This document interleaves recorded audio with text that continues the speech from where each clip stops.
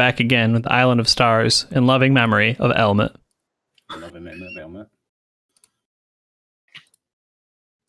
I'm sorry, I shouldn't laugh. I should be very contrite. I think it's funny as hell. Oh, sorry. I think it's funny. There you go. Yeah. Gotta bleep yourself. I like that. I like that, yeah. I've been having a lot of fun with that button. That's really cool. Do you still have your bleep button, Brew? Oh, Yep. nice. Do you have is it on your mic or do you have a Go XLR? I have an XLR. Yeah, me too. I got the little one though. Yeah, me too. Yeah. That's so cool. So I thought I was going to be able to do like voice modulation with the two. I was a little disappointed. It can't like. Yeah, no, it's a big one. Yeah, fuck.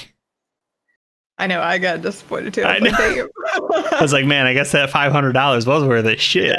Yeah. I thought it was just the motor. I was like, I don't give a shit about the motors. Right. Oh, fuckers. Got me there. Sorry, Give me Oliver. 1 second. Yeah. I just got both the notifications from you two going live at the exact same time. Hey. As I was clicking the multi-stream link, I've got everything going. I'm watching like 10 times. Oh, yeah. If you have that multi-stream link too, get it in there. Let's do it. No, that's already muted. Nice. Already.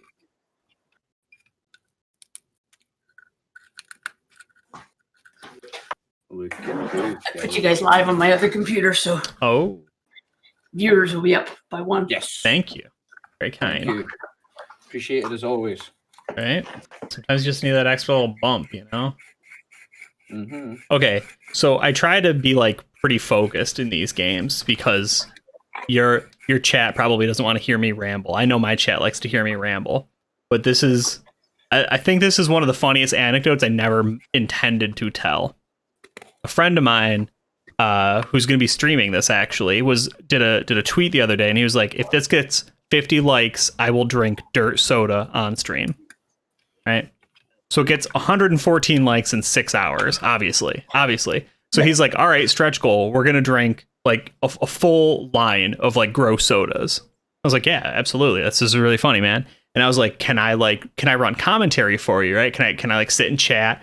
Right. And, you know, like be yelling and stuff. And he was like, yeah, that's totally fine. I was like, okay, cool. I was like, I need this other guy to help me. Like, you know, cause we'll play off each other. Like we'll run commentary for this.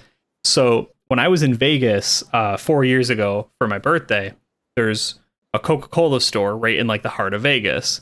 And I saw this really cool snapback that had like a Coca-Cola logo, but it was written in Japanese. And I was like, I really wanted to buy it then, but I'm not a big like snapback kind of guy. So it's like, I'm going to buy that for the stream and then I'll have this cool hat. So I go on to Google and I was like, Las Vegas Coke. And then before I hit search, I'm like, hold on, Las Vegas Coca-Cola. Right?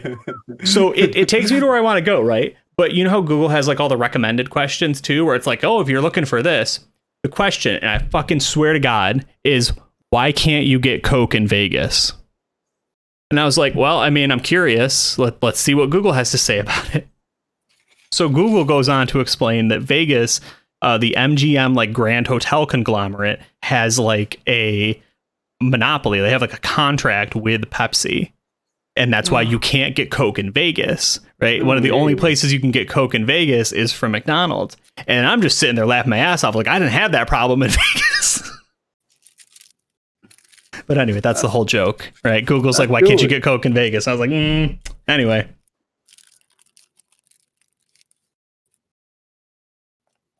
So I'll let you know when we do the soda stream too. What do you mean by a dirt soda? Like just putting dirt into a soda? Yeah, I don't know. I think it's like a joke, right? Like I don't think it's actually dirt soda, but it's called that. They have like flavored sodas. Like they might have like a dirt flavored one. Yeah, Some have like pickle flavored and shit. And some of that's weird. Yeah, so the like dirt soda. Baby flavored. I can do links in your chat, right, Oliver? Oh yeah. It won't yell at me like Bruce. Brew will kick your ass. Yeah, Brew will fucking kick my ass. Exactly. I damn you. So this is the dirt soda. Like I don't know if he's buying it from Amazon or whatever, right? But that's the dirt soda. But I guess the company does like a whole bunch of them, right? There's a grass soda, there's a pickle soda. Oh yeah, that pickle one is the one that I've had. So he's soft drink that tastes like sugary dirt. So that one there, that variety pack, he's buying 2 variety packs plus the dirt soda. and then him and another guy are gonna race to see who can drink all of them the fastest, Oh, and then Gross. me and D'Angelo are just We gonna. had to run to the What's that? washroom and then run to Pumpkin the pie soda. Yes, exactly. Peanut butter and jelly soda, sweet corn soda, bacon Oh, soda. the sweet ranch corn dressing one sounds soda. pretty good. Yeah, I'd actually want to try the sweet corn one And the as well. pumpkin pie. Like, I'd get those ones. Did you Peanut say butter and jelly, baking I'd be soda trying was that one as well, of to be them? honest. What's that? Buffalo wing bacon. soda. Oh, baking soda. I thought you said baking soda. I said, yeah, you drink it and you bubble. I don't know about this ranch dressing one. Like, that sounds horrible. Maybe in Oh. conjunction with the buffalo wing one. But Oh no! I've had like the jelly beans that like taste like shit. oh, You get yeah, like Bean Boozled. booger flavor and that. Right, like here's the actual like Google response, and this is just what cracked me up. I know it's stupid, but just like taken completely out of context, reading "Why can't you get Coke in Vegas?" to me was just like way too funny of a question. Yeah. So I've told I bet you everybody can. that story for like a week. It's the only thing I've talked about. That's mad. Yeah, Exclusive, Pepsi exclusive in the city, yeah. yeah. Just one of the Well, I did, What's up? well, I did wonder because I drink Coke Zero or Diet Coke and went down to Vegas for a trade show, and every restaurant I went to, we have Diet Pepsi. We have Diet Pepsi. You can do Pepsi, and that's it, right? It's not even weird when you think about it, when you know it, but like out of context, you just you know what I mean. I went there, I didn't even notice. Restaurant, and I was like, "What is this? Everybody anti Coke?" Yeah. But I do find a lot of restaurants in the U.S. are Pepsi, not Coke. Yeah, they are. You get It's Pepsi and Pizza Hut, and it's a nightmare. get Pepsi and Pizza Hut. Yeah. Dude, I'll eat Pizza Hut like once a year, you know? Like, I'm a bit of a pizza snob, but every now and then I just want some greasy shit. It's not great food at all, but here in the UK now they have like a full like 2 A4 pages of a vegan menu. So it's Oh, pretty nice. good That's pretty Nice. cool. for a chain restaurant. Yeah, Yeah, Pizza yeah. Hut are doing all right. Like, so I support Pizza Hut with that. Okay. Sorry, I had to tell my Vegas Coke story. I love it. It's definitely clickbait. Pepsi, come on, Tammy. Exactly. Come I actually on. quite like Pepsi too. Oh. Pepsi's all right. I don't have a problem with Pepsi, Ugh. but Yeah. comparing it to Coke. I hate Coke. Oh, you're dead. You're like- dead. Too much sugar, and it feels like I'm like drinking sand at times because it's so gritty. Are Sometimes. you insane? Pepsi's way I brush sweeter my than teeth about Coke. 6 times a day. I brush Yeah, my teeth it- about 6 times a day, and they're still fucked. Oh. Yeah. But Coke is amazing. Yeah, no, I definitely drink Coke. I don't like Pepsi at all. That's I don't have funny. a problem with Pepsi. Pepsi on its own is great, but like Pepsi or Coke, Pepsi can get in the bin now. That's where I'm at. Except I don't like Pepsi at all. I'll just, if I have to do Pepsi, I'll get like Sierra Mist or something. Or I'll get root beer if they can do root beer. Dr. Pepper. Yeah, Dr. Pepper. I'll do Dr. I quite like No. Dr. Pepper. Okay, cool. So it looks like we're all up and live and everything, which is cool. Everybody got their drinks and whatever. Either stretch their legs, we're good. Yeah, okay. This is a quick one. I didn't write a full cold open like I do normally. I already did a lot, right? Like I changed the world list, so I kind of want y'all to explore it, but this is my one little snapshot for you. So we open up on the Long O like Resistance Island, right? Remember how I said it had all been like ripped down to shit and burned down and looked awful and it was all closed off and everything, right? Yep. And we see the Dwarven Revenge Initiative spelled out across the screen. And there is a dwarf with a mohawk, no beard, bright orange hair, right, spiked up, standing next to a mole, which is a human dwarf crossbreed. And it labels them as Walther Grimm, who is the mole, and Kang, right? And Kang is a slayer, if you haven't figured that one out, which I know Oliver has. I can see his reaction. I go a little bit hard, mate. Yeah. We see the two of them watching from shore as several dwarven sea guzzlers, wretched hunks of iron that refuse to sink in open water, are pouring hedgehog-like black spheres into the ocean, right? They're just dumping masses of these things out into the water. We see Grim smile, so the mole smiles, and Kang kind of looks up at him, right? Because he's a dwarf, so he's shorter, and he goes, "When do we attack?" And the mole replies, "Not yet. I want to see what they fear more, breaking tradition or me. We just sort of fade out on that scene. And we catch up with whatever it is the party's doing. First of all, you need to explain to me a little bit more about the mole. What is a mole? The dwarf human crossbreed. Yeah, so that is a Dark Sun thing. Yeah, I thought that's where that was coming. A half dwarf, they call it Yep, in Dark yep. Sun, I think. That's Hairless. So cool. Tall, strong, right? Benefits of both, except they cannot reproduce. That's where like the mole-mule thing comes from. Yep, that's cool. Mm-hmm. And I like them a lot. Kang is. Yeah, so that's a Warhammer thing, but when Oliver can probably speak to it better, but from my experience, a Dwarven Slayer is someone who has brought shame or failed, and they have just dedicated their life to one thing, and they will not stop. Like, they will kill themselves trying to pursue it. And it's generally just to die in battle fighting the hardest, toughest evil thing they can. Right. Generally, because they'll progress from a troll slayer to a giant slayer. Because they'll try and kill a troll, they'll try and die fighting trolls, and they'll be too good and live, so they become a giant slayer, and they're too good, and then they become a dragon slayer, and then a demon slayer, and that's how it goes in Warhammer, anyway. Yeah, and like eventually, like something's gonna finally kill him, but for one reason or another, Kang is working under Walther Grimm. They are at the front of the Dwarven Revenge Initiative here on the Selayan Isles. And they're from here, or they've come here to make a Dwarven Revenge Initiative. They've come here to head up the Dwarven Revenge Initiative. Well, there is no dwarf native here, is there? It's an elven land. Right. So they're basically invading. So the only like real piece of advice I had given to the players was like, we got to get everybody all together. I have a few ideas to help out if needed, but I'm kind of curious, like, who thinks they have a scene right now, right? We had ended with Yating talking to Snorri. We ended with Goldspear kind of walking.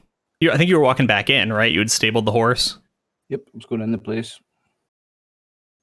Well, I was thinking that Amastan needs to find a place for his horse to be stabled, and I'm not sure how far Caius's place was from the probably 11 golden geese, 10 golden geese now. Yeah, I feel like, somebody who's actually paid attention to our notes could probably tell me. So 12 golden geese was either on this island or this one. And I think Caius's was either on one of those two or at most that one. I think it was the middle one. We're both on the middle one? Was this one. Yeah. I think this one, yeah. Because up here was the Pints Club or whatever. Oh, was it? Oh, yeah, right, yeah, in yeah. that case, Caius was this one. Okay, yeah. That makes sense then. South. I'm sure it was.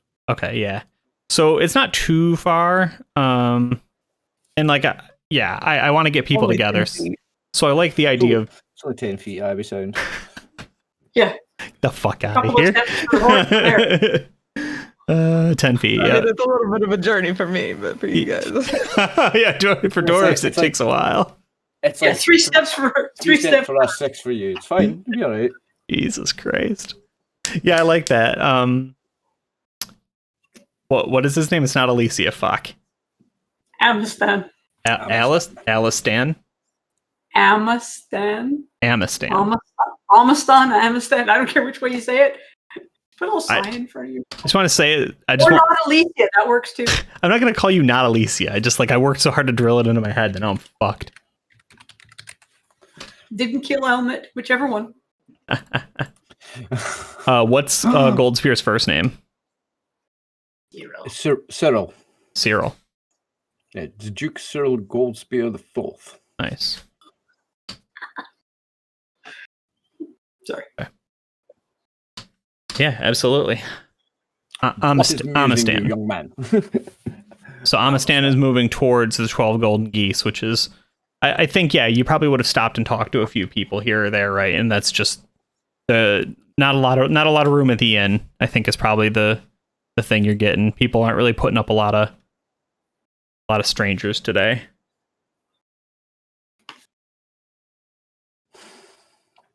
So I know that Amastan has come to avenge or at least find out what happened to his sister.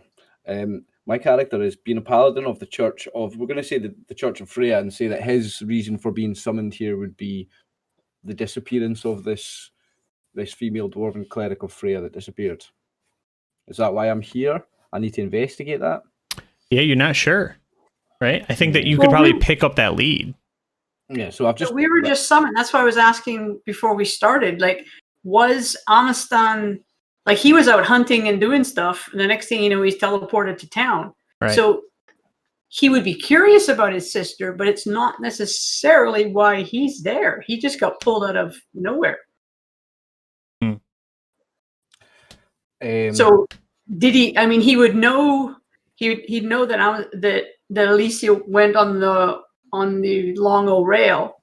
Right. And I'm assuming he would ask after, has anybody seen Alicia? She's running around with a black wolf. Okay. Fair Yeah. You want to go for a charisma check then? Just a d20 looking to roll under... under 9. Okay. Yeah, so I think that you just kind of get a lot of grunts and stares. You know, like in Lord of the Rings when they're going through Hobbiton and everyone's kind of scowling and nobody wants to talk. You're just getting a lot of that shit. People just kind of dodging your questions. Which really just begs the question, how do you react? Right? Are you sick of this shit already, or? A little bit. Like, Amstan hasn't done anything to make them rude, so why are they being rude? True enough. Just say yes or no. Don't be rude. You look too similar to that chick that took Elmet away. The kidnapper. God. Could be. It could be. That. Might could be. Yeah, but I still like the idea that you're kind of heading in the right direction, you know? You're just not quite there yet. And I'll be asking around town where I am about the disappearance of this. Or does anyone know about the whereabouts of a dwarven cleric of Freya? Yeah, did you want to go into the tavern, or did you wanted to go back in town? Well, I have stabled my horse at the tavern, so I'll go in there and ask first. Yeah, and What time of day is it? It was evening when I got teleported in. It was late, yeah. So you're probably walking through the night. Okay. So Brew, Ting kind of insinuated to Snorri, at least this is how I remember it, that like you both agreed that this guy was kind of weird, but as the night's progressing and this, you know, loud paladin guy's shown back up again, Ting's like I think we need to keep an eye on this guy, kind of thing. Fair enough. Yeah. Who, me? You brought a fucking horse down the stairs. This is true, yeah. But in his defense, he did not mean to be teleported into upstairs with a horse. True. Not his intention. I don't think we know that, though. You were just up there. Yeah, you're probably right to be keeping an eye on me. I do look very suspicious at the moment. But, of course, I look a bastion of nobility and goodness. That's true, too. Mm-hmm. Well, I'm a paladin. I'm a lawful good paladin. Like, whether I'm an idiot or a pompous git or whatever, I am still a bastion of what's right and what's good and all that. Yeah, I would just say Ting's probably kind of quietly talking to you. He's like, yeah, just keep an eye on him. Right, she's giving him sort of a side eye, but if he like makes eye contact, she'll definitely look away. So I'll inquire with whoever is working on the bar about, do they know of this cleric who I'm seeking by the name of, no, I can't remember. Winifred. That's the one. Looking for you know her. Do you want to catch a whiff of that there, Snorri? Yeah. If I hear it. Yeah, I think so, right? Because Goldspear maybe is not yelling it, but right, he's also looking for information. I'm not yelling, but he speaks in a very bold and and forthcoming manner. He speaks loudly and clearly and promptly and doesn't whisper or sneak and speak like quietly at the bar. No. Right. You would have heard. Right. Yeah, thank you, Dave. Yeah. You talking about my woman?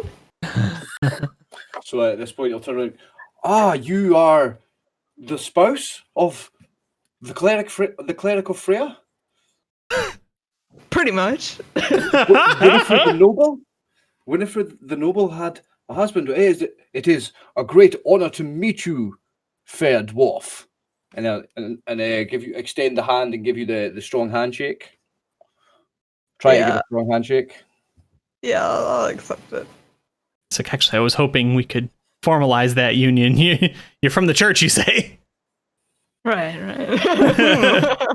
I am an ordained priest as a part of being a paladin. Yes, of course, I can marry you. That is part of one of my jobs, yes. What do you need to know about her? I'm looking for her. She's a cleric of the same church as I, and I'm on a quest to locate her. She is missing. If I could know that, bro. You don't think I know that my woman's missing? Do you have any clue of her whereabouts? I mean, kind of. Well, you must show me the way, for it is my quest to find her. Please, may I accompany you? Right, but you're gonna have to keep your horse in check, man. Of course, of course. Now I'm going to have to open up my character sheet and remember what my horse's name was. Oh no, don't forget the horse. You open up my character sheet? I don't remember what my horse's name was. Yeah, I mean, to be fair, I don't either, so. Well, I've got a bird as well. Gideon. I'm very sorry for Gideon. He's a young horse. He's only just broken in. I'm just teaching him. I'm very sorry. I will do my best to make sure he does not come in again. I'm not sure how we got here. I do apologize. I've also got a little bird that sits on my shoulder. I've got a songbird called Lydia. Yeah, so something that I think she wasn't necessarily planning, but kind of sort of abruptly, Yiting enters the conversation, right? She sort of half stumbles over and she says, "You said you don't know how you got here or why?" I know who is my quarry. I know who I seek, but I have no idea how I came to be upstairs in this establishment with my horse in a bedroom. It's not what it looks like. Sounds like a little too much to drink. Of course, it is not what it looks like. Would you consent to some scrying, perhaps? Of course, I have nothing to hide. Very good. Did you get a room here yet? Did I? I don't know. Did you pay for one? Paid for horse stabling. Not yet. I stabled my horse, but I did not get a room for the evening. Is one available? Do you know? Yeah, and she'll just kind of like turn and holler to whoever's actually in charge of this place now. I can't think of his name. They bark back and forth, and she goes up, just reaches behind the bar, grabs a key, and says, "Yeah, we got one." Well, thank you. How much is that going to cost me? She flashes a smile. Wisdom or charisma? What would you prefer? Check. Oh, charisma for the old paladin every day, all day, every day. Mm-hmm. Let's just go ahead and see what you kind of suss out about this smile she's cracked. Okay. Oh, easy. Pretty good, right? Yep. Yeah, she flashes a smile that reminds you something between like a snake that has found its way into a nest full of eggs, right? And like an older sister that knows she can get you in trouble, right? Like caught you doing something that she can rat you on now. Oh, I don't like either of those smiles. Yeah, and she just says, "Yeah, let's right up here." Freya's blessings upon you, of course. Yeah, she just keeps moving, but it would be shot in such a way she's walking away from you. She would have been like, "All right, so up in the room." Yeah, I mean, I've got no reason to stay there. I just want to have one for the night. My my quest is first and foremost, I must go find this lady dwarf, but I have met her spouse or spouse to be, so I have my first lead. Yeah. I need to. So I mean, I assume that Snorri's not in the interaction with me of buying a room and everything. But after that, I would go back to speak to Snorri. So Yeah, I mean, Snorri's welcome to come through if you want. Otherwise, you can stay. Yeah, no, I'll probably tag along. Just keep an eye on him. And we would do this in such a way that it would look very menacing, because as an audience, we know Yating is evil, right? we know. But though it does not actually do, it does not seem to do anything evil or untoward, right? She's sort of she's taking like basically real long hits off of something, right, and exhaling the smoke that then like lingers and does not dissipate and begins swirling around you. And what's that? Quick question. Yeah. Is a paladin's detect evil passive? I don't know. I'd have to look. Is it traditionally? I'm not 100% sure. I'm going to have to have a quick look. I think so. That's why I'm asking, because I think it may be. Remember you saying something last session about, oh, you'll know about Yating because of that. I'm pretty sure I've got passive detect evil. Yeah. Give me a second. Warrior, paladin. All you mentioned was a jerk guard was a reception. You didn't actually give him a name, or a receptionist. You didn't give him a name. A paladin can detect the presence of evil intent up to 60 feet away by concentrating on locating evil in a particular direction. He can do this as often as desired, but each attempt takes one round. This ability detects evil monsters and characters, so it's not passive. Yeah, I mean, I don't think it's weird if you want to investigate her as you sort of see happening. Right? I mean, when she is away from me and can't see me, but is still within 60 feet, then I will do detect evil, because she gave me both those smiles. I didn't like either of those. Like, sure. So. Yeah, I just gotta look at a spell she has. Sorry. Lord. This desk. Fucking. Oh, that's first edition. Shit. There's a second.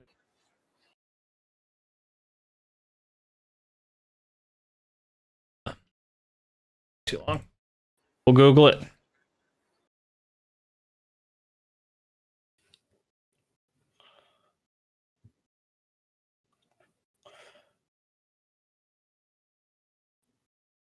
Nervous.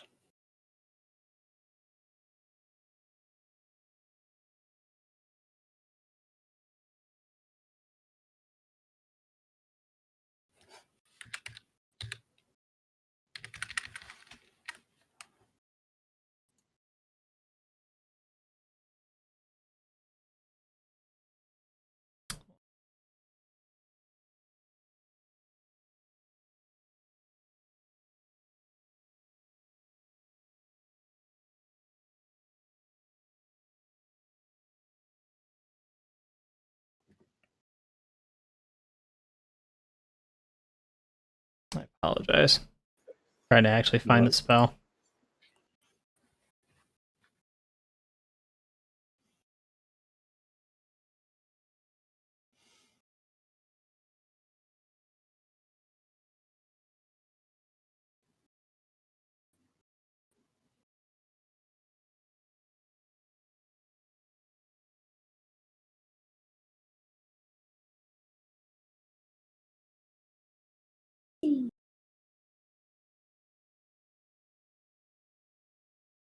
Okay.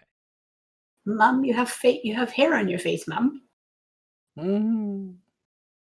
So she keeps So cute. non-detection on, but that does not block the no alignment. It's not a no alignment skill that I have, it's a detect evil. Yeah. I was just looking to see if it's specified.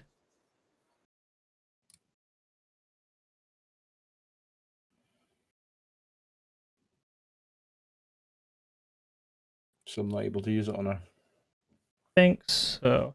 Is it identical to the detect evil spell? Does it specify? It says this ability detects evil monsters and characters. A paladin can detect the presence of evil intent. So they don't have to just have evil alignment if they've got evil intent. Sure. I guess. They have to concentrate in a particular direction. So she can be behind the wall, but it works. It's everything that's in that direction. Up to 60 feet away by concentrating on locating evil in a particular direction. He can do this as often as desired, but each attempt takes 1 round. This ability detects evil monsters and characters. Yeah, I guess this is how I would split it's it. Identical to detect evil as spell. What she's doing is not evil here, right? She does not wish you any ill will. She's honestly doing something that she wants information, but so do you. Though she will radiate currently a moderate evil aura because she can't hide that, right? But like her actions are not evil. So that would be how I would split it to you. You do come to understand that she's an evil person, but you also get the sense that her actions are not currently evilly aligned or intentioned. Yeah. Okay. So you get what you would like, or you can do whatever you would like. Well, I'm gonna have to just hold on to that knowledge for now. I've got more pressing matters. Yeah. Okay. So, I believe everyone who's in the party currently goes upstairs, goes into the new room, right? So just, a fresh bed, an empty, pair of, closet, foot trunk, everything. And, like I said, she's smoking something and it's got like this noxious purple, smoke that lingers in the room for a while. And, basically the scene would end with, she's sort of speaking cryptically in trance as she's still muttering and keeping the spell going as she goes, "Yes, you were meant to be here. You were summoned to be here, though it is not by divine nature, though your quest may be for your own gods. It is simply purposes that align. No, you were brought here for another reason. Someone else, something." Right, and you see she's got like a pained expression because there's another one. They are coming, and we would cut to Amistan. There you go. Hey, we did it! Fucking shut the stream down early. Not gonna get better than that. So you've been walking outside at night during a curfew with weapons and a horse, and you're not an elf. Yeah. Yes, but also I'm not a peasant. Sorry, no, I'm just joking. So, but you are good at staying out of sight. Are you choosing to stay out of sight? Like you've gotten you between the dragon and the general populace, you get the idea that people are not very friendly right now and things are not very good. So it's your call if you are being cautious. Yeah, me and Menace and what's my horse or my anyway and the horse are Murphy. That's it. His name is Murphy. Murph. And we've been keeping to the shadows. Yeah. And get to the stable, I guess. And nice. Okay. There's a new stable, or there's a stable person there, or is it after shift? And Ailment's Ghost. Yeah, I was gonna say, go ahead and roll your hide in shadows ability. Right, you should have some points in that on your character sheet. Yeah, I gotta get my character sheet. Yeah, you've got hide in shadows at 20%.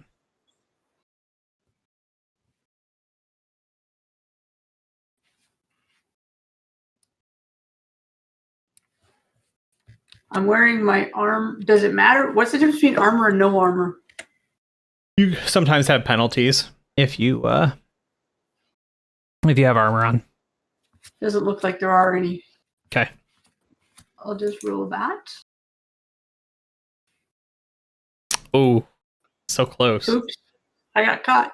Yeah. So now we get to roll on the encounter table. Let's see what it is you find. So go ahead and give me a d20. Just like that without the period at front. Nice. Okay. She finds Elmet's corpse. No, he's in the cave. Or now. what remains of it. What remains of Elmet's corpse? I'm not sure the gator left a lot. It's true. Gators use every part of the helmet. Of the ale. No wastage. Oh. Okay. Kid. Sorry, this thing's taking forever to load. I don't know. It's like an What if update it's the with. crippled poet. I forgot about the.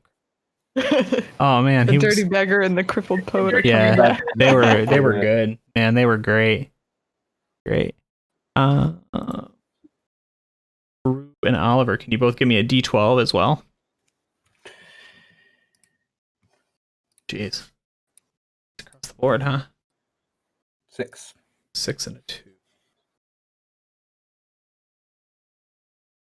What's the D12 signify? The rest of the charts just only D12s. It signifies me being lazy. I didn't want to Okay. come up with 20 options, so I only did 12. So you have an individual that has shown up. Also, very suddenly, you've noticed that it has started raining, right? We don't even really get much more than like lightning in a distance, but not much thunder, and just this very quick and heavy rain that comes pouring down like in these massive sheets. Honestly, all of your ranger instincts are just like screaming at you to get inside. Like this is not good. Let me in. And yeah, I mean, what do you want to do? Just like get in between like the lee of two buildings, or Well, how far am I from the golden geese stable? this is the encounter that you ran into on your way because you did not succeed your Okay. your check. You have a complication before you arrive. So yeah, you got like a Yeah, series of houses. You could like duck into some bushes or trees or something. Really your call. How visible, if I'm between the two buildings, how visible is it at each end? I mean, they'd be pretty tight, right? So you could get you, the horse, and the wolf in there, kind of in single file, and unless somebody's looking down that alleyway, they're not going to see you. And it will at least get you out of the rain for a minute. Okay, let's do that. Okay. Okay. Now we pray the build. Please don't strike the buildings with lightning. Would I do that? Yes. Yes. Yes, Yes. that's correct. It's true, I would. And in fact, you get out of the way just in time as this individual walks by. They are two dwarves. However, one of the dwarves does not look like any dwarf that you have ever seen, right? One is kind of stereotypical, right, in like fitted leather, right, with a double braided beard and right, kind of mostly bald head, right, and he's sort of like just holding up like maybe a newspaper or something over his head, and he's just grumbling about it. The other one though is in these like leathery gray robes, and the water just seems like unable to stay on it, right? They're like hydrophobic. It's just peeling right off of it and everything. He's got like gray skin with these long black fingernails, right? And he's sort of like rubbing them together like a fly would.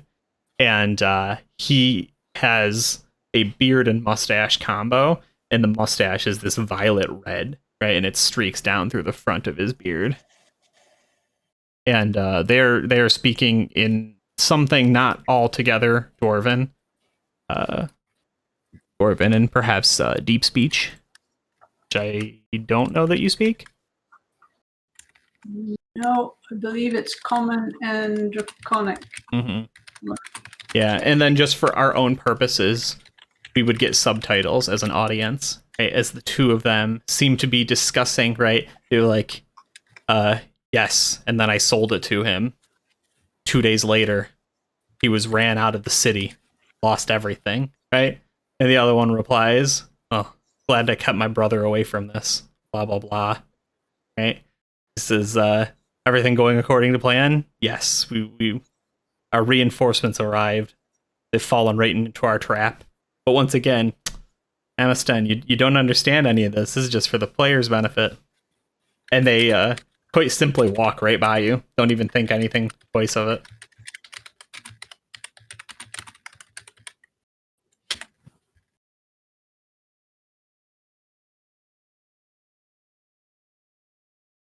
So they've left. Is it safe for me to continue my journey? Think so. Well, is If the is DM Menace tells you it's sensing safe. any other people around? Like, is he upset or? Yeah, I think what is his temperament as opposed to something like Maverick that we've seen a lot more?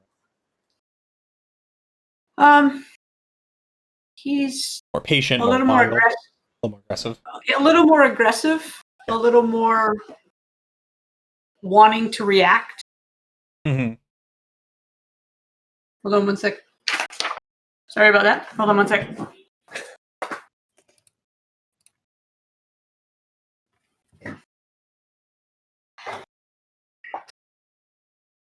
But we can cut away from that. The camera turns towards oh, one of them's out of sync. Interesting.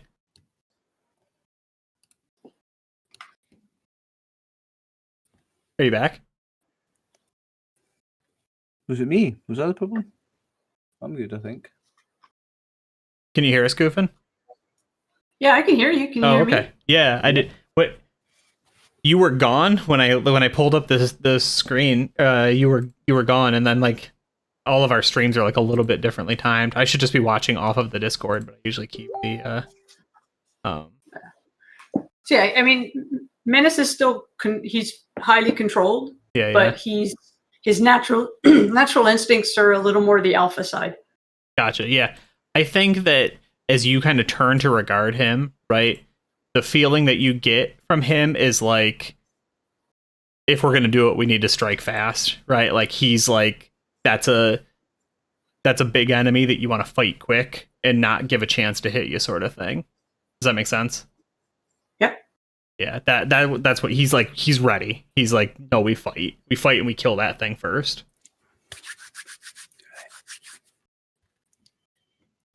A voice from beyond the fourth wall whispers, "Do it." What do you do?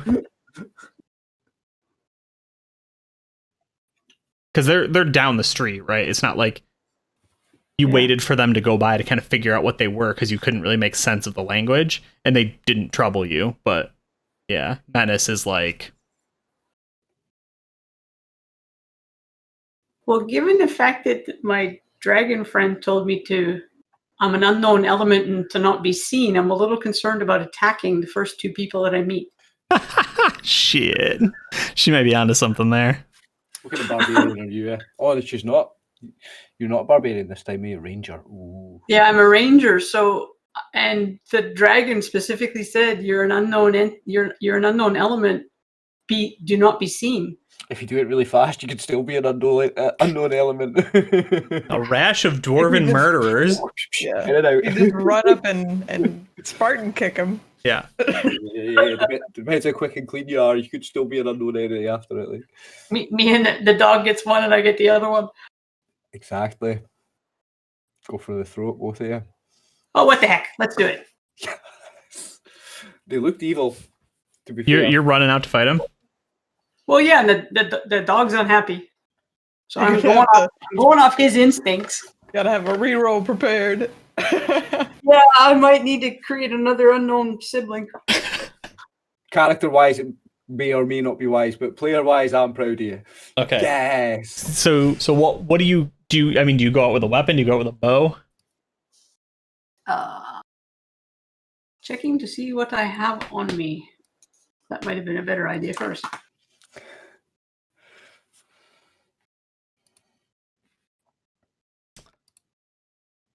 Just want to point out to all of these chats, all of you were terrible influences on Goofin. She Just played read it. nice, Just read peaceful it. characters, and you egged her on into killing an innocent young boy and two dwarfs I in the mean- street. Brew did that. No. Brew said, "You know what you gotta do."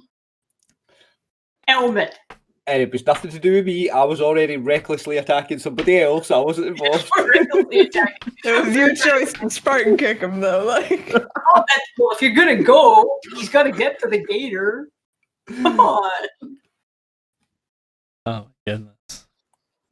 I believe I have a spear because I could only start with things I could make. So we decided I could make a spear. Right. Okay. So you charge in with the sphere and menace. Menace, yeah, charges into bite. Big teeth in the bum. No. Well, and he's a big dog. I mean, these are dwarves, right? Yeah. They're tiny. Like half his height, maybe. I imagine since he's like a dire wolf and they are dwarves, they're probably about even size.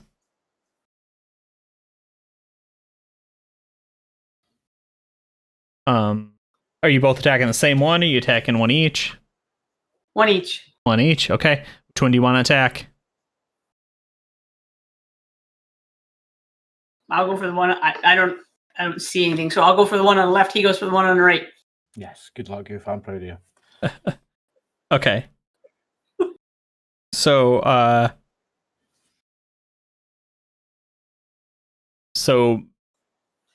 yeah, Menace is going on the left, you're going on the right. Menace is going after Snorri's brother. and Alison's going after this unknown Diro that we have met before. So, Sorry. yeah. So we've got Derek, steal a goose. So we've got ACs of 7 for 6 for Snorri and 7 for the unnamed Diro. So what do we got for Thakos here?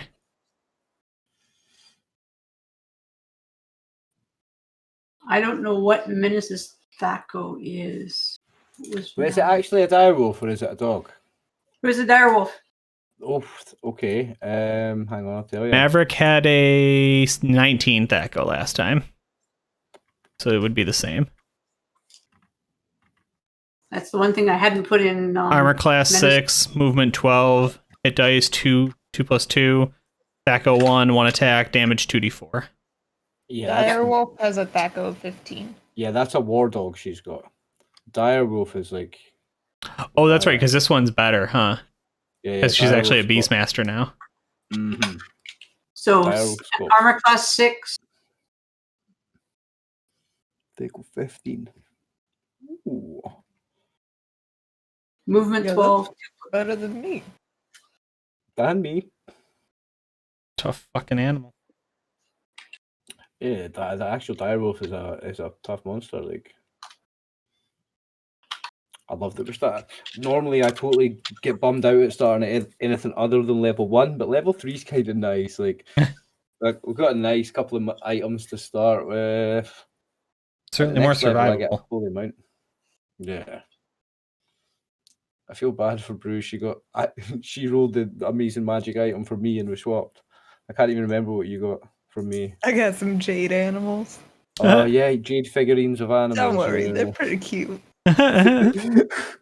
Snorri's gonna collect them all. I go to all the little 50-cent machines and Right. You rolled like a really awesome sword. It's just unfortunately like twice the size of you. So Okay. which of the two dwarfs is the leathery gray guy with the red and the long nails? That's the Diro. That's the one you're attacking. Oh no, wait. Sorry. That's the one Menace is attacking. Is that Snorri's brother? No. Hold on. Let's put this on a map because I know I've forgotten it.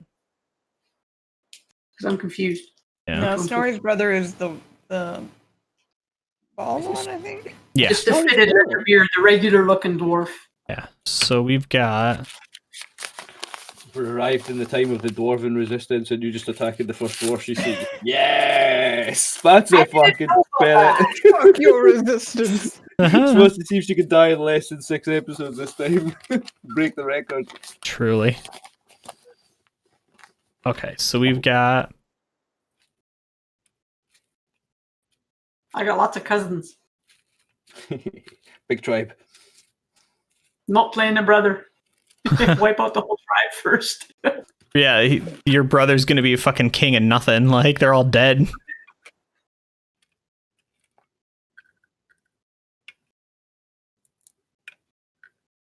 You said that Alicia, when we were playing Alicia, you said that her brother was the leader of the tribe. So is that this character now, or is this another brother? Yeah, this is Alicia's younger brother. All right, so this is not the boss brother that's the older brother that's boss of the tribe. This is a younger brother. He's Cool. a good guy. Neither of them liked the big brother. He was a brute, big meanie.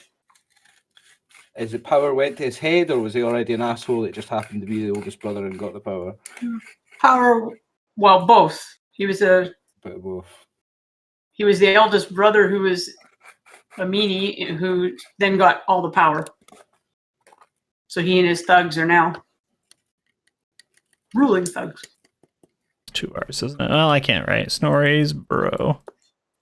And did he get his place at the top of the tribe by like did he have to kill other brothers and stuff, or was he like he was first in line, he was the oldest brother or whatever? He was first in line. Dad died. Yeah, okay. Okay. Well, I've only got one brother, and you're about to kill him. So Yeah. Sorry. All right. So we've got ourselves. Sorry, may not get along well. Yeah. So go ahead. oh, you got to switch our map. Yeah, Oh shit, my bad. we're still looking Yeah, at you good. You good. Just as my pompous asshole character and Snorri made their peace. Fucking murderers. Here comes Avastan to kill her brother. All right. So Amistan, you are fighting Snorri's brother. Snorri's brother has an AC of 6. So go ahead and click your attack. Your spear. Where do I do that? About Sorry. halfway down weapons on your character sheet. And then, Oh, there we oh go. wait, your Thaco says 20. Shouldn't that say 19 now? I think so, yeah, sorry. Are Oh, no, surprise 18. attacks a thing in this edition? 18. I think so. I think that they're considered. Is it flat? Is it flat-footed? It's surprised. Just surprised. Yeah, surprise. If you're surprised, it means you don't get to go in the first round of a combat. Yeah. Basically. Well, and because they're dwarves, they don't really have a dex bonus, because that's the other thing they would lose. They just get their armor that they're wearing. First round of the combat, anybody that's surprised doesn't act. Yeah. So do I roll the hit dice? Yeah. You'll roll the little hit there. Good luck.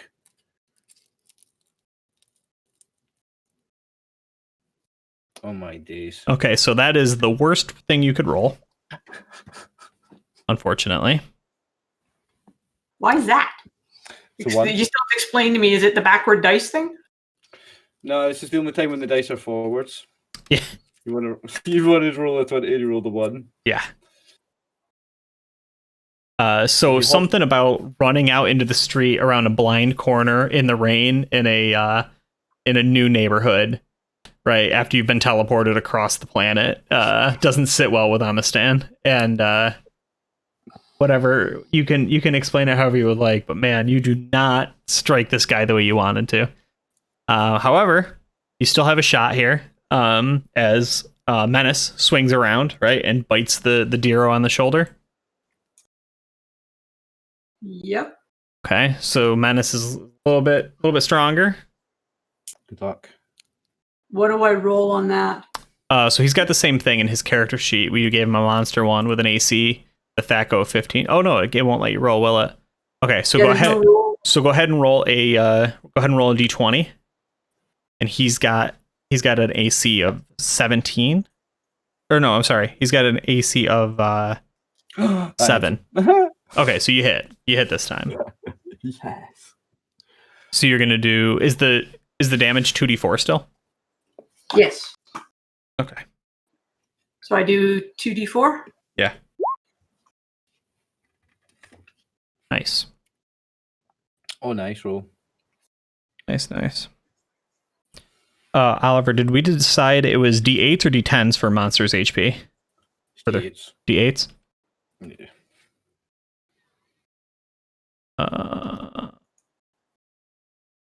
Okay. I just had to figure out how many HP the hero had. It's not +0. I'm just leaving there to be some mystery. It's a fairly decent roll, though, little bastard. So he has 8 hit points left? He has at least 8 hit points left. I'm not telling you his total. Okay. But as Oliver pointed out, each of you gets to attack again as both Snorri and the Diro. Oh, sorry, not Snorri. As Snorri's brother is Eagle. Both whip around in surprise, right? Okay. So So if I you wanna- roll another one. So yeah, if you want to go ahead, you can do it again.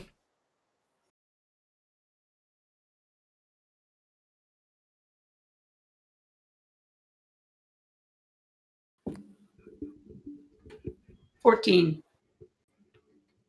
Was that your roll? Oh, hold on. Nope. I have to hit one more submit. 11. Okay. So a little bit better of a roll, but unfortunately still not enough to hit Snorri's brother. So explain this to me, the D&D side or the Roll20 side of it. What is it I'm aiming for? The higher number is better. So in this case, you rolled a 7 on a d20. The actual math for Thaco is like just subtraction, but I always mess it up. So I would have to like get the chart out in front of me. It's a pain in the balls. If you look, Goof, see where you roll the. See where it's got the red thing around the 17. Look at that for an easy example. See where the 1 is highlighted red? That's the one you rolled. So the formula is 18, because that's your Theco. So the formula for what you rolled is 18 minus what you roll plus 0 times 1 plus 0 times 1 plus 0. It's that's the formula. There's loads of bullshit in it. But Okay. that's how you. The second number, the first brackets, that's what you rolled. So you're looking to roll a high number, and then this number that comes out should be a low number, because the armor class, good armor class, is a low number. It's confusing. Yeah, it's real weird. Yeah. Silly So, Theco. yeah, that's what I'm trying to learn, whether 11 is good or bad, whether 17 is good or bad. So 10 is the base for everything. So with that roll, you would almost hit the average commoner. Right? Okay. With the 17, right, it was like you missed the broadside of a barn, unfortunately. For context. So I want to actually roll a lower number then? You want to roll a high number that modifies to a low AC. And that's what's so weird about it. A 2 AC is better than a 10 AC. A negative 2 AC is even better than a 2 AC. Because it's 2 hit armor class 0. But then the change is most people don't have a 0 AC, right? These guys have a 6 and a 7 for their AC. The Thaco is measuring what's your chance to hit on a d20 of someone who has twice as good an AC as the normal person. And that's what makes it so weird. It's just a very arbitrary target. It's a backwards calculation for no reason. There's no reason for it to be backwards. It's subtraction, but stupider. Yeah, there's no reason. Yeah, I'm still confused. I just trust you guys. One of these days I will learn it. Yeah. Well, I dropped a link in mine and Oliver's stream. Can't do it in Bruce's stream. I'll get kicked out. And sad. In terms of fixing it for tabletop, Dave, it's really easy. You start armor class at 10 and it goes up, and instead of Thaco, you have an attack roll plus 0. Thaco 20 becomes attack roll plus 0. As you level up, it's attack roll plus 1, attack roll plus 2, attack roll plus 3. And it's basically what they did from 3rd edition onwards. If you just switch that up, take out the reverse sum, it works. Simple as that. So, say I was a level 1 fighter, my attack bonus is plus 0. And someone's armor class is 10, but then if they put on chainmail armor instead of their armor class becoming 6, it goes up 4, it becomes 14. So I've just roll a d20, and to hit them, it's so simple. Their armor class is 14, I need to roll a 14. My attack bonus is plus 0, I need to roll a 14. It's dead simple. Then when I go up in Thaco, or I go up a level, instead of decreasing a number by 1, you add plus 1 to every roll. Your attack roll is plus 1. So when I need to roll that 14, all I need to roll is a 13 because I can add it on my plus 1. And it's so stupid that it's backwards, but I still play this edition. Yeah, I mean, when you get into a groove, it's fine. But That's the problem. Is a little Right, and that's the problem is we've started and stopped it enough. So you have an AC of 9. I have a THAC0 of 16 with my hammer. So I need to roll. Check this map.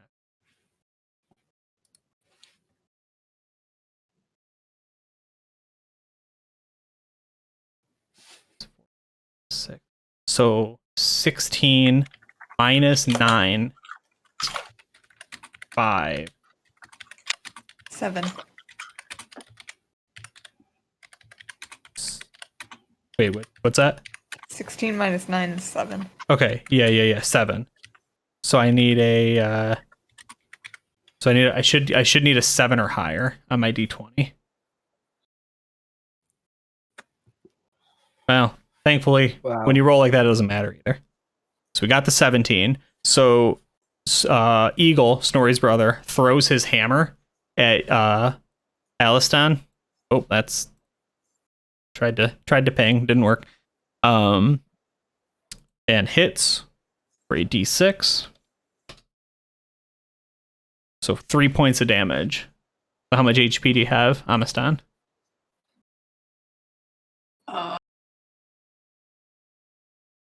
I don't know. Right now it says THAC0 of 18.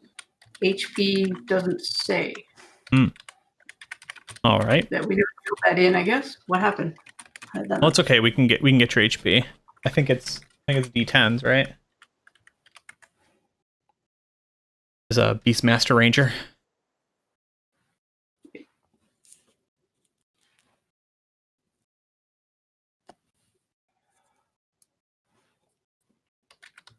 Which book is that from? Do you remember by any chance?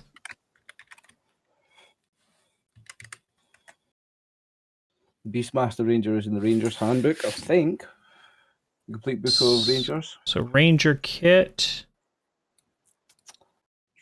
Okay. List of kits, Beastmaster. Yep. Beastmaster, yep. Does not seem to indicate anything about hit dice, so I would assume it's just normal Ranger, which should be D10, yeah? Mm-hmm. Okay. So go ahead and just roll 3d10. Goofing. Okay. And then does she get any bonus for Constitution? Oh shit, yeah. Is it 4 per level or 4 total? For her 18? It's 4 per level if she's a fighter. Nice, yeah. That's awesome. Yeah, nice. Okay, so 24, right? 24 HP? Okay, there's a slash in here. So what's the slash? It's out of, right? 24 HP out of 24 HP. But you just took 3, so you're 21 out of 24 right now. So 20. Okay, there we go. Yeah. I'm scared to look at what my HP is. All right. Now his friend pulls from under his cloak a dwarven repeating crossbow. Oh. Uh-huh. Does 2 shots per round. He fires it into Poor Menace. What book's that from? This one. The book of ass kicking. So how many hit points will Menace have to start with? We got to roll for it. So he gets 2d8 plus 2. Good luck. And he has a 6 AC. Oops, sorry, forgot the plus 2. Hold on. Shit. So Menace. No, that was without the plus 2. Well, yeah, you add the 2 to it. Yeah. Oh, I want to roll it properly. There we go. Yeah. Doesn't really help. So. Yeah, 6 hit points? Well, 5, because you rolled the 2d8 plus 2. Oh, right, sorry. That's all right. So that goes. I'm glad you made her use that, Dave, because I would as well. Like, yeah, it stinks, but it's still plus 2. You just forgot to put it in, and you still rolled the right dice. You're stuck with it. God. Oh shit! It's got to be me sometimes. I say that, but you were really mean to us last time, so you can be quite nice. Yeah. It's true. I was mean, but I did also give y'all some really good treasure. You were nice at the start of this. Yeah. It feels like a good head start. Like, Wouldn't trade my jade animals for the world. Okay, so let's make sure I'm mathing this out correctly, because Menace has an AC of 6. Yeah. I have a THAC0 of 18. Am I looking for a 12 or higher? Yes. Okay. Okay, so he gets it. It's 2 attacks, so same thing. Okay, so 1 hit, 1 miss. Now, specifically for this, Well, that's a critical fail. Doesn't that like He missed. rebound off of something and shoot yourself? Like, Thing is, like, if you're going to bring it up, then you have to go back to Goof's first roll. JK, Yeah. JK. yeah. So hold on, wait. Let me look you all in the eye. If we want to turn crit failures on for this season 2, you know I will let you. But yeah, we will. They will be present for everyone. I don't think I didn't notice the first one. Of course, I noticed the first one. I was deliberately silent. I know you've got it switched off. If it gets switched on, it wasn't my fault. Crit fails are much more punishing to you than they are for me, because I have unlimited resources. I kind of like them though because they're comical. They are I like them as comical. well, yeah. I would have them on. I'm gonna leave it to you, Goofin. This is your fight. You chose this fight. You want him on or not?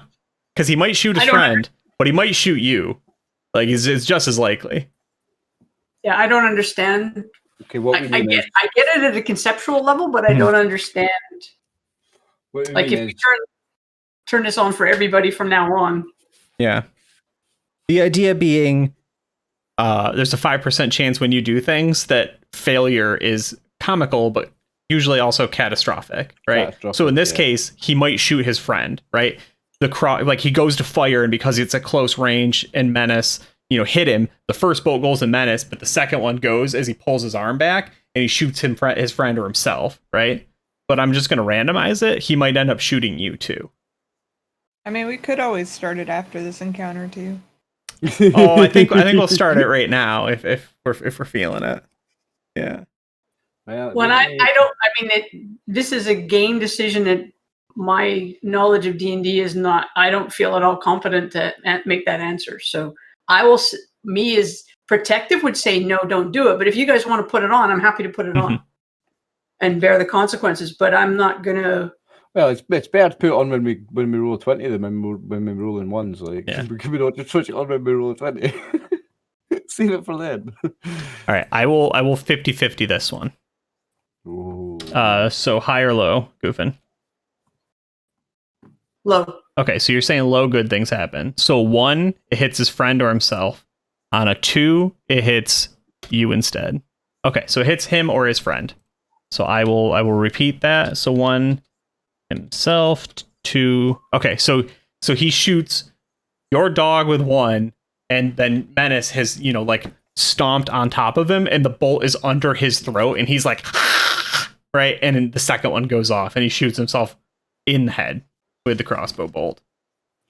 Now here's the problem. On top of the damage, which is a D3 that he did to Menace for 1 damage, so that's not bad. It's also coated in poison, so we need Menace to make a saving throw, which we decided is based off fighter stuff, based on the hit dice. Yeah. Hit dice you put it as the level of fighter. Okay, so it's 2 hit dice. Consulting a lot of charts today. So his hit dice is 2 + 2. So what do I do? We got to look it up. Hold on. So he saves as a level 2 fighter. Yeah. So saving. So what does 2 + 2 mean? The +2 doesn't really matter for this. Okay. It's just the 2 hit dice is what matters. So player's handbook. There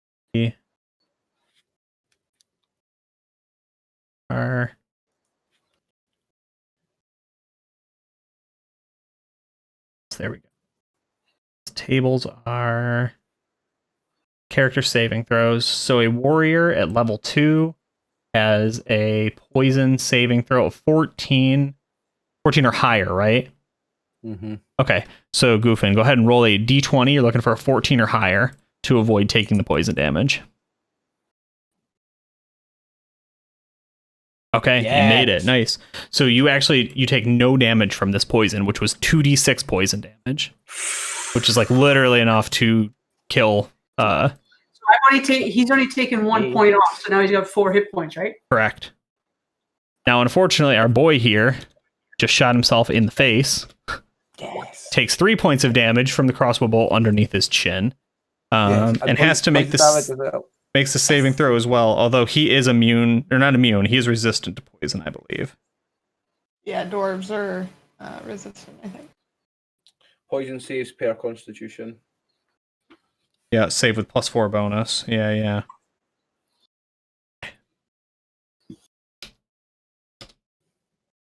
He's got 3 hit dice. 2. So he's I play a lot of different characters, but dwarves have always been my favourite. What's that? I play a lot of different things when I play D&D, but dwarves have always been my favourite. Yeah, so he makes his saving throw too. So the poison hits him, but it just really doesn't have any effect. But he did just shoot himself in the face. So he's quite pissed. So he's mine. He had 8. He had at least 8. Menace, Yeah. At least 8. Yeah. Minus 3. So now he's at least 5. Yeah, he's you'd hit him already too, I think. No, it was the at least 8. It was like he started off as 16 or something, and he went down to 8. Oh. I'm trying to keep track of his. Yeah, so I haven't told you his total HP. He had a bonus to his hit points that you don't know about, but he has taken some damage because he's taken 8 and 3. Yeah, 8 and 3. So now he's at least 5. Yeah, we shouldn't think about it that way because he had a bonus because he's not at 5. He's taken 8 damage though. What you're doing is what we call metagaming. You don't know about a thing called hit points. They don't exist. What you know is that he's been hit and then he's been hit again. He's been hit twice. That's what you know. Yeah, I do get it try though. And be in character and roleplay like. Yeah, sorry, my brain isn't thinking metagaming. I'm just trying to figure out the answer. Yeah, that's okay. Keeping track of how much damage you put on him is fine. It's just you wouldn't normally know his HP total, so that's the part I was just focusing on. Trying to work out how much he's got. Yeah. So both of them have gone. It's back to your party now. So you've done a blitz attack. They're still up. It's definitely not going very well for anybody right now, I would say. Keep going.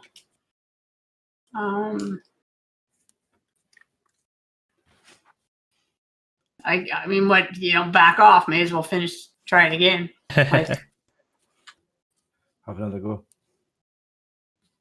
Please.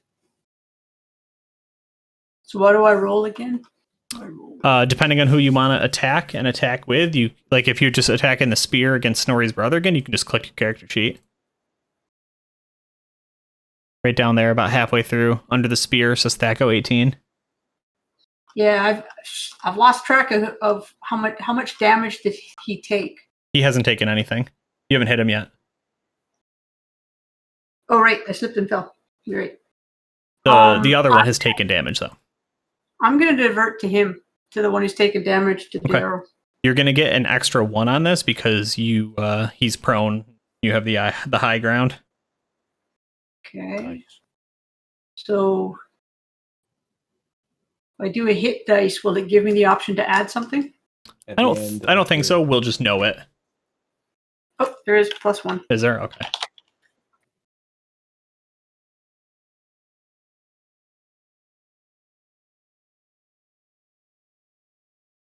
All right. So unfortunately, that is not enough to hit him. This spear and you are going to have a conversation once this fight's over. Yeah. Did you see he made that? Yeah, he just rolls around. You break some tile underneath, and he kind of squirms out of the way, puffing and puffing. Even with the dog sitting on his head. Yeah, because it's all happening at once. Maverick or Menace isn't actually imposing any situation on him. It's just flavor. So, but Menace can attack as well. Okay. Come on, buddy.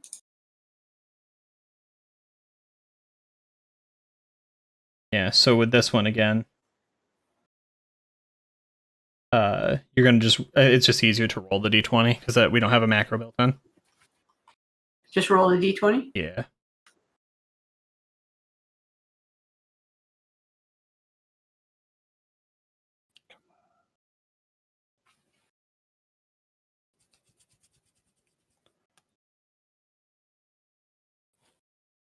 Ooh. That's close. Okay, so he has an AC of 6. no, that was his back. No. Yes.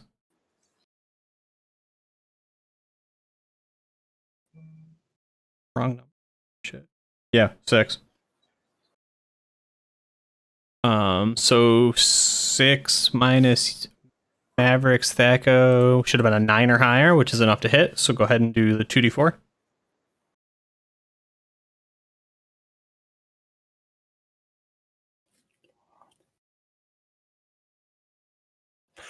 Nice. So you've done 8, 3, and 6. 16, 17. Okay, so he is still up.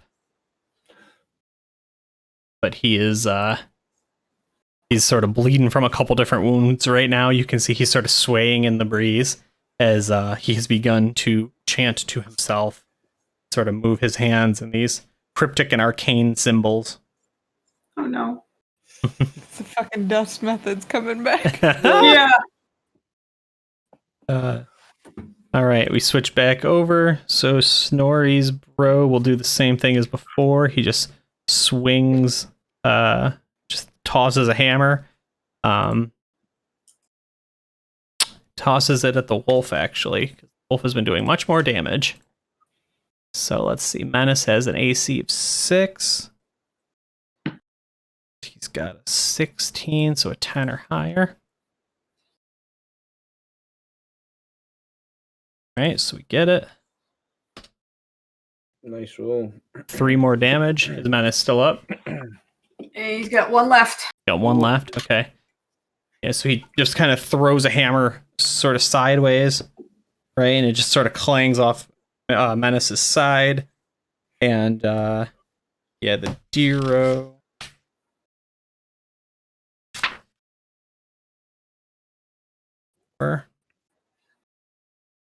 So Dero's had 17 damage taken so far? I believe that's correct. It was 8, I think 8, 6, and 3. Yeah, okay, 17.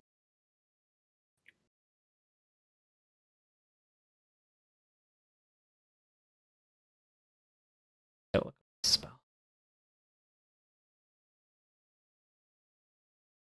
He's definitely looking up spells. Sometimes you got to, you know? I try and have 5 or 6 prepared before it, and then use a different 5 or 6 when it happens. It seems to be how it goes. Yeah, like, oh yeah, this guy's going to cast that, and he's going to cast, and then he doesn't. He does something totally different. You just have to look for them anyway.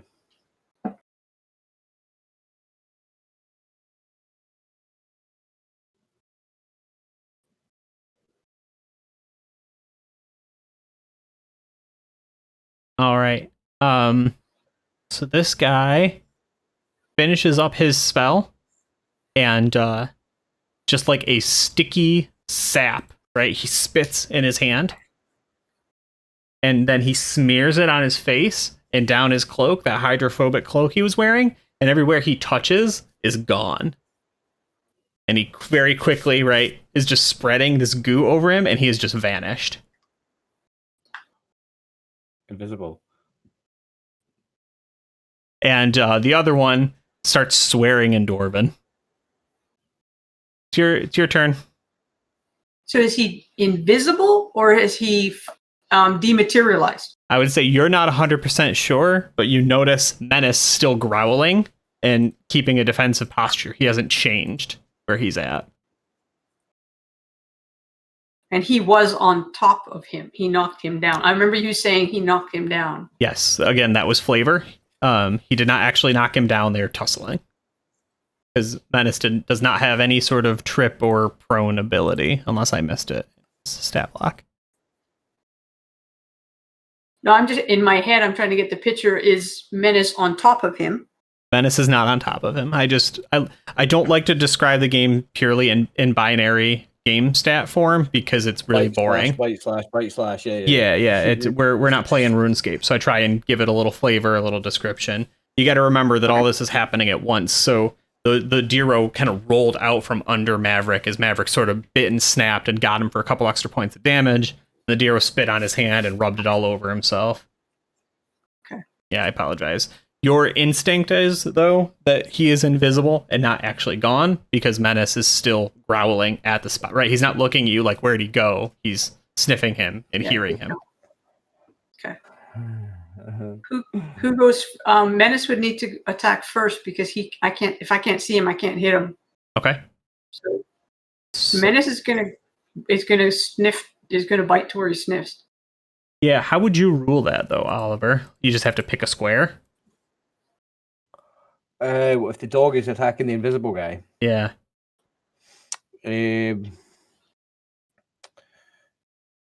Well, it depends. Like, I would have ruled initially that you're not changing the initiative order just because you can't see somebody, that it's still Amastan's turn to act, and then the wolf acts after. It doesn't matter. So you can't change the initiative just because you don't see somebody. That's how I would have ruled in the first place. Sure. So Amastan now has to act. Okay. When one of the people he is fighting is invisible. That's how I would rule it. Okay. Let me understand this. Is time frozen right now then? Because that's why I was thinking that Menace would need to go before he can go anywhere. But if time's frozen, yeah, then it's kind of weird, right? Because it's going to take you more time to figure out what you do than is like passing in game. But theoretically, like, I'm okay with people delaying and holding action. So if you want to hold action and just let Menace see what he does, I'm okay with you kind of swinging that around personally. But in terms of figuring out if Menace can actually hit him, I think it's going to be very, very hard. I think it can happen, but I think it'll be tough. Yeah, in game terms, if you want to wait and see what the dog's doing, it's holding your action, and it means that you don't do anything until the very end of the round. That's what you sacrifice. If you wait and see what the wolf does first, or somebody else does first, and a combat, you sacrifice your initiative. Right. Yeah. Right at the end of the round. So with Menace attacking and the Darrow being invisible, normally wouldn't that be like a disadvantage roll? But because he's a dog and maybe has like better senses, it would cancel out the disadvantage to just a flat regular roll. That and the disadvantage doesn't exist in second edition. Oh, okay. But yes, in fifth edition, that's how we'd handle it, right? Like, invisibility is great against humans that don't smell very well, but against a wolf with superior hearing, it does nothing. But second edition is much more punishing. So yeah, I think I know the Dero's new AC, and we will treat it like that. So do you want him to attack Goofin? Well,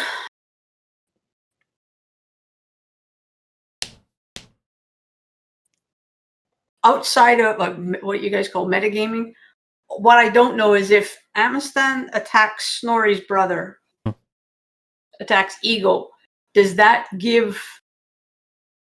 I'm assuming it would give Dero more time to go away. That's why I'm trying to figure out whether it's better or whether it's really just one attacks, then the dog attacks.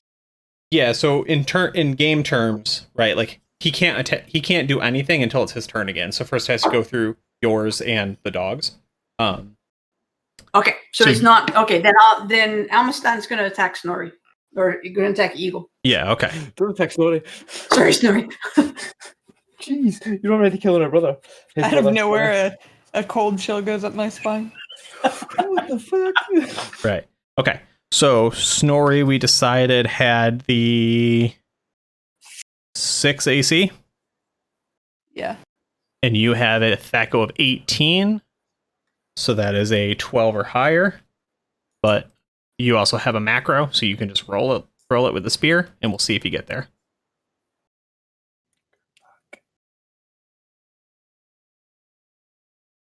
Nice. So you got it exactly that time.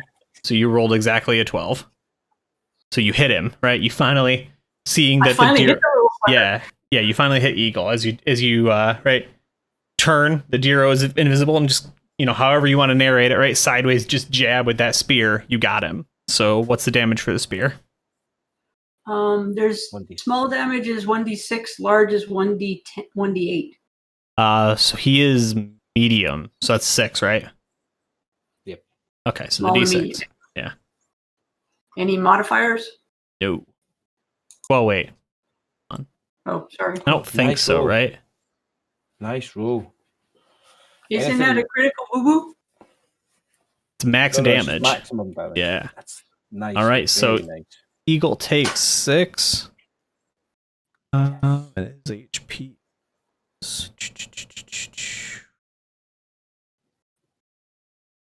Okay.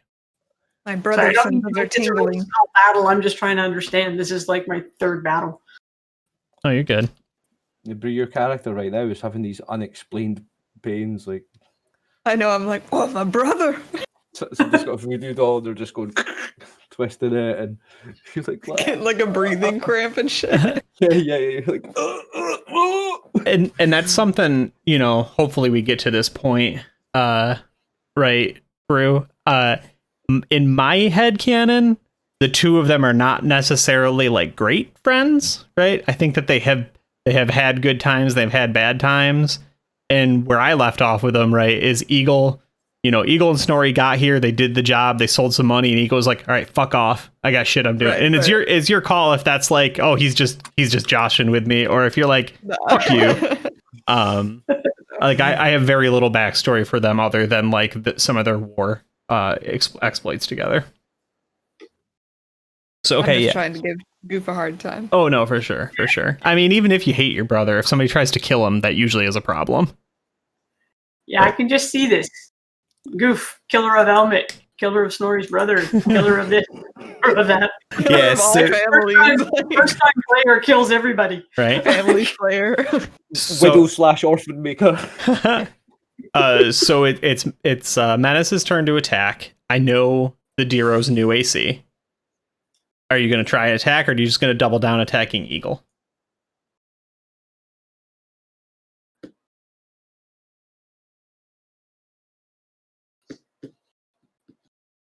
I'm gonna double down. He can sniff him. He can hear him moving. Just keep going because Amistad can't hit something he can't see. So Okay.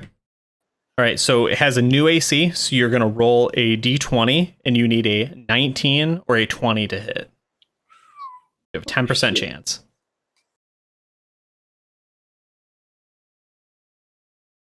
Damn. Ugh.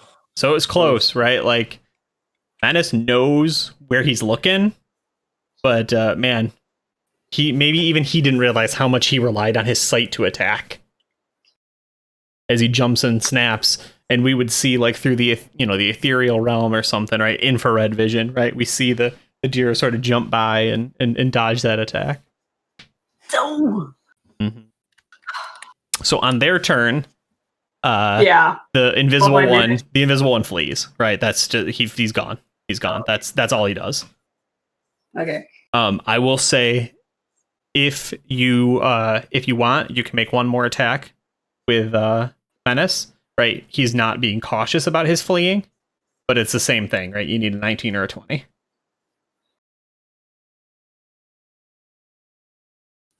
Why do I get a second chance? Just outside of the game. So if you and I are fighting and I just turn around and try and run away from you, you're going to try and smack me before I leave. If you and I are fighting and I cautiously wait for you to take a swing, I duck it and then I evacuate as part of that, right? I've been more cautious, but he's not being cautious. He's like, I'm invisible. They can't see me. I'm going to flee. So he's not being very cautious with his escape. Okay, so if I can't use this on Snorri's brother, it's just going after him. Correct. There's no downside to trying it. Correct. Is And what I'm it's trying to figure out. just for the dog. Yeah. Same thing again, right? Like Very close again. yeah, you got a good fighter there. You should feel very proud of your dog. And then again, right, we would get subtitles from Eagle here. He's like, "You fucking coward! You're fleeing from this filth, this knifeman." You're just swearing. And he will. What's that? I'm just whispering through the fourth wall, cut his dirty mouth off. Oh, yeah. He pulls out. Cheerleading. Yeah, he pulls out, like, it looks like a javelin, but it's got a hook at the very end of it, right? Just kind of grabs it from his side underneath, like his leather armor. And he goes for, like, your ankle there, Aniston. So you have an AC of 9. You have an AC of 9. He has a THAC0 of 16. 7. Yeah. I think it's the same as it was last time. Oh, man. These guys cannot catch a break, right? So he goes and you do that cool thing, right? Where you just like stomp right through, right? Like he goes for your leg to try and hook it and you just snap his weapon off, right? And he just like looks at, he's thrown both his hammers at you and the dog. You just broke his little, hip, what the hell is that called? Bill hook? Yeah, man catcher, right? Something like that. And he's just looking, and he just, he spits very similar to the Diro does, but no magic to it. He just spits on the ground and puts up his fists, and he looks at you. Nice. Your turn. Okay.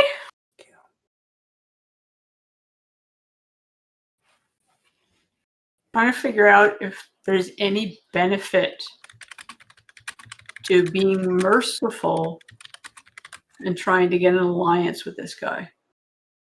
But seems to be a bad. I'm trying to think outside the box. No. Thank you. I'm trying to think of. Ignore me, I'm breaking fuck out the fourth wall. Ignore me.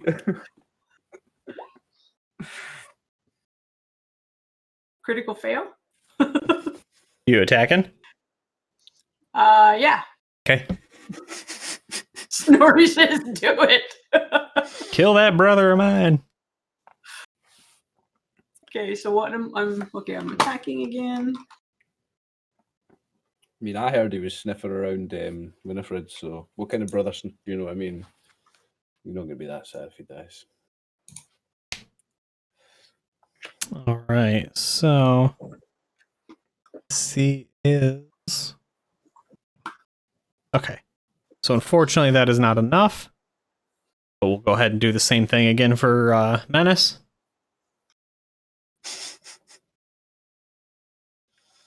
It's got AC of 7, a 15, so 7 or higher on a D20 for Menace. Oof. Yeah, so he's just kind of blocking. What's that? I'm having a bad day. Yeah, he's just blocking and ducking and everything. He's like, I ain't giving you any fucking money, you damn thief. Fucking worth it. He's saying this in common too, by the way. Now he's chosen to insult you. And he just throws a wild haymaker out.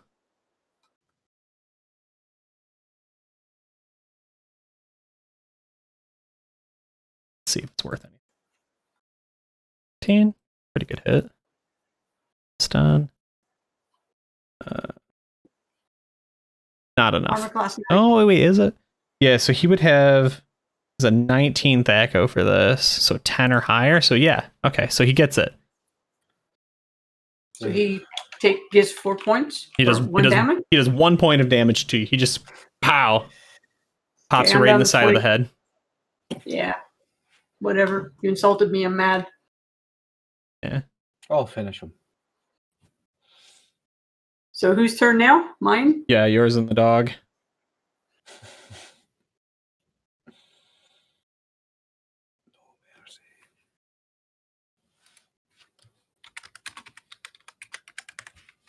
Okay, you got him. Yep, 6. Yep. A damage. D6 that was for the you. 1d6 again? Yeah. Yep. Any qualifiers? Nope. Not a lot of bonuses in this one. 5 points of damage. Okay. Yeah, so he... So he took 6 damage and now 5 damage. Mm-hmm. And then the dog. Oh, so he's not dead. Okay, fine. No, he has 27. Yeah. Oh, wow. We got ways to go. Oh, that's okay. Dog. Mm-hmm. Pardon? Sorry, I didn't miss that. Yeah, He we said he's beefy. All right, and we got Menace. Menace is just a 1d20. Yes, but he's got a so he's got Oh, sorry, I didn't 6 put a AC. qualifier on it. That's okay. Yeah, you hit because you needed an 11 or higher. Yeah. That hits Okay. armor class -1. Oh no, maybe it was a 9. You hit though. Yeah, you hit. So 2d4. There used to be a way to previous. Oh, there's the last rolls. There they are. How'd we do? 4. 4.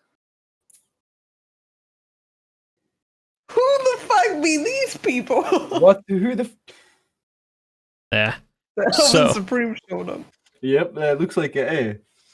So yeah, so he's more than halfway dead, right? And he's like breathing heavy, and he's like, you know, resting on his knees almost, right? And he's like just trying to block you more than he's actually attacking. As 5 elven guards show up, and they're like, "Everybody, drop the weapons!" Right? And they're just sort of yelling from their masks. This chick offering a sword out. She's doing the Picard. Please, friend, Drop your choose weapons, but choose to take live. this one. Oh. So that's going to be our first break, in fact, as we cut away from Amistan picking a fight in the streets.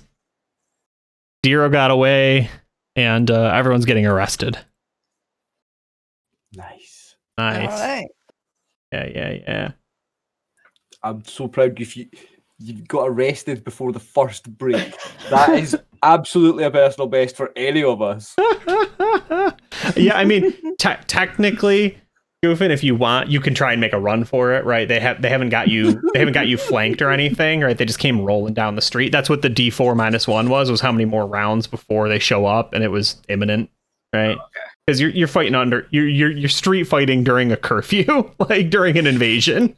So, Yeah, but I don't know there's a curfew. okay, we'll go with that. I got teleported into the That's- middle of town. it's true. And I there's felt not a lot of people I felt like it around. was part and parcel to the dragon telling you to be cool, and Yeah, you're like, like the nah, jump. I'm gonna pick a fight. I'll pick a fight. He just said be unseen, so I'm like, okay, well, just be cool around the other dragons and Need to Just- take some notes from that Darrow. Yeah. So Yeah, run the fuck away. Get out of there. yeah, Okay. we're gonna grab our first break really quick. I'm gonna stretch my legs, refill my drink. Thanks, y'all.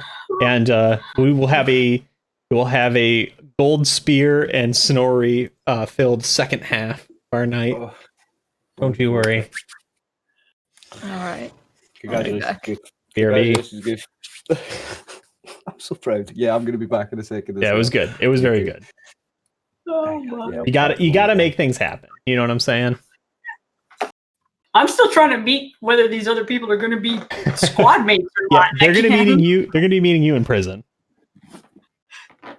Good. The more the merrier.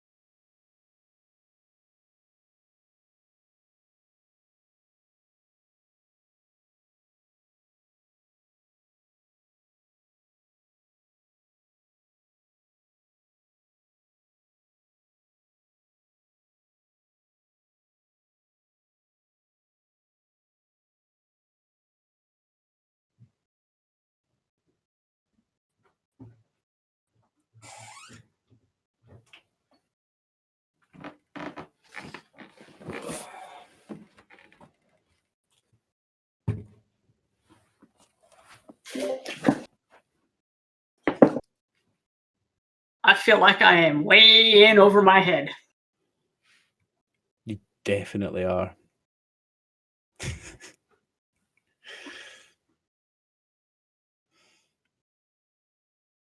Well, this is the part that I knew was always going to be the weaker part, was the strategy of, because my natural instincts were just to hear and walk away. But the dog told you otherwise. Yeah. I love it. So I'm trying to play what the characters are saying, and then not understanding the fighting part and all the roles and stuff. But I'm getting there. I'll learn. Aye, you don't worry about that. The way, like those, all you have, if DM just tells you what to roll and he tells you if it succeeds or fails, you don't really need to worry about it, and you'll just learn it slowly and gradually, I guess.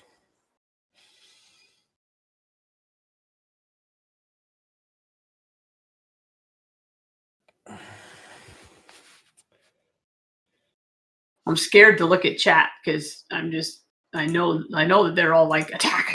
That's what everybody wants. Oh, aye, everybody's proud of you.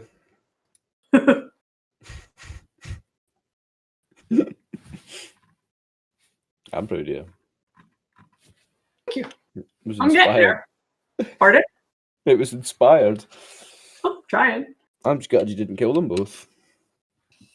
Well, it's like if I could roll better, it would be better. I mean, you've got some guards to try and escape from, or you could still have some fun with this. Like 5 of them with a dog with 1 hit point left. well, I'm thinking not. but yeah, it might not be smart. Like No. And a spear that I'm having some issues with, apparently. I didn't speak kind enough to the tree that I took the branch from or something. I don't know. I should have come into town and spent the money on better gear was what I should have done. would have. Yeah. The benefit of hindsight, eh? Yeah. Just glad it was you that got in trouble first this time. Add a little variety to things.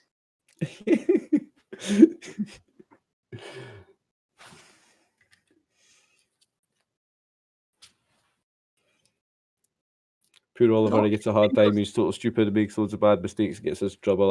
I'll take the limelight off him. I'll go do something silly and get us in trouble this week. But fortunately for me and Brew, our characters are not there with you, so only you're in trouble at the moment. Yes, and they don't know that we're all connected. So no. Well, we don't know we're all connected. I don't even know why I'm there. Like, I don't know you. Pardon? I don't know you. Who are you? And none of us know each other. I don't know this lady, this man. Sorry. Yeah. Well, and I'm still suspecting that one or all of our previous people are alive. Because who would have called Alicia's brother to town? Listen, I am kind of with you on that. Like, I feel like there's something to that. Because I thought about it that last week, and I replayed it, and I was like, and I clarified with Dave when we started. So somebody summoned me who needed me there. Well, the only person, because I don't remember telling Arix or Winnie about my brother. The big brother, yes. Yeah, the big brother, not the little brother, though. Yeah. So that's why I was asking, because you didn't even tell us as players. Like, I didn't even know she had more than one brother. I thought it was just the bigger brother that was the boss of the tribe, and that was it. So the new brother's news to me, so it's definitely news to my character. Well, yeah, I wrote it into Alicia's character bio when I was writing up the bio. She had a big brother and a little brother. Ah. So I didn't know I'd need them.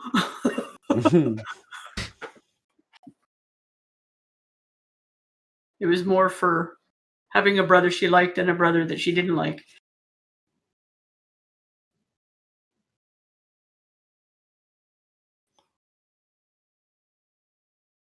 Works well for keeping us as players connected to the same story, though, when all our characters died. Do you know what I mean? The family tie, it's a plot hook, or not a plot hook, but a thing that keeps us connected. Even though we lost all our characters, we could still stay in the same story with new characters because of the brother. Yeah. And it was canon because you wrote it in Alicia's thing, so it's cool. You're taking somebody from the canon, even though it was a very young campaign that's just started. You're taking an NPC from canon, from backlore story, and then playing them as a character. Cool. Oh shit! Thank So you, Brew. Are you thinking at some point, Oliver, that Cyril and is he one of the long lost half brothers? Do we know, or do you know? I think if I know that he doesn't, anyway. Brew, thank you so much. So kind, thank you. Unbelievable. No, I think like that I perhaps have got an inclination to that, but my character doesn't. Definitely. Because I remember I remember us joking around when we'll recreate characters. I got a bazillion half brothers out there. Well, yeah, I think that it's potentially that's who he could be if Dave Okay. wants to do that. 100%. If it's nice, I don't want to do it. Yeah, we know that about you. It doesn't have to be nice. You can just use that little tie and then do anything you want with it, I guess. It doesn't have to be a nice connection. Right.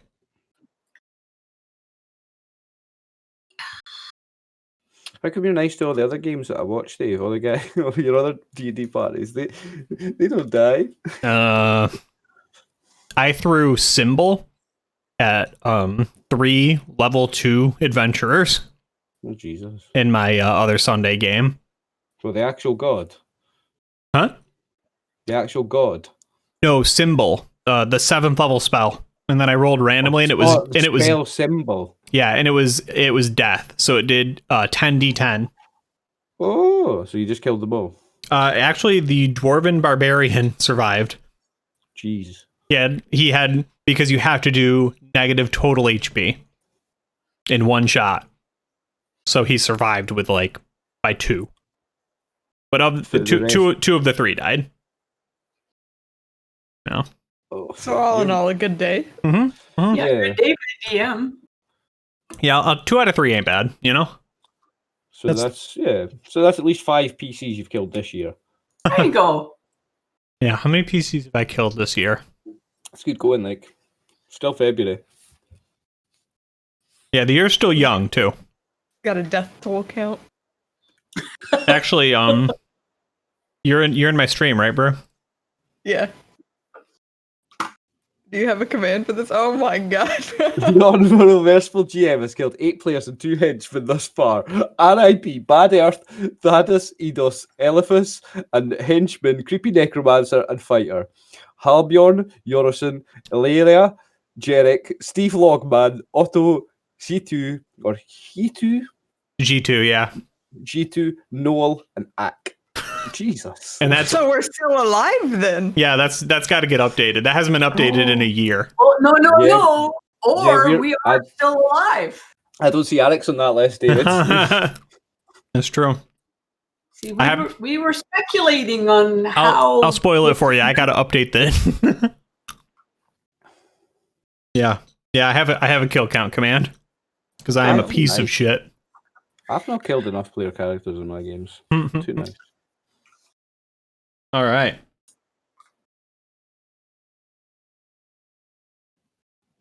So we caught back in. So am I actually arrested, or am I still in the street? Well, I will only ask you one thing. Are you surrendering or are you running?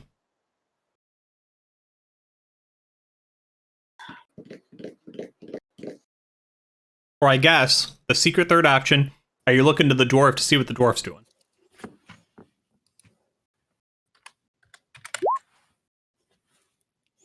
Never surrender.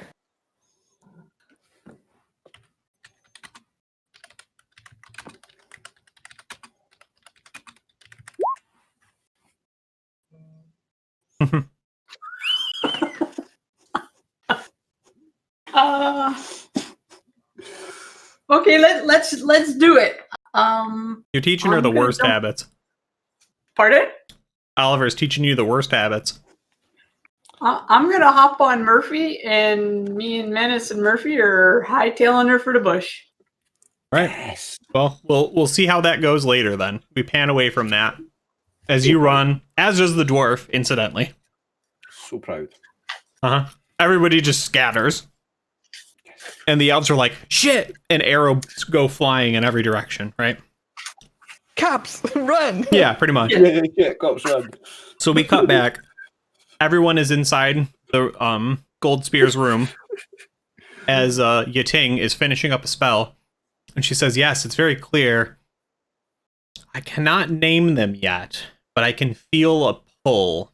There is something that ties your fate with another." And you identify yourself as Paladin, right? Yes. There's something that ties your fate to another, Sir Paladin. There are reasons within reasons. There are wheels within wheels. Your true purpose here, well, beyond what you wish, has not been revealed to us yet.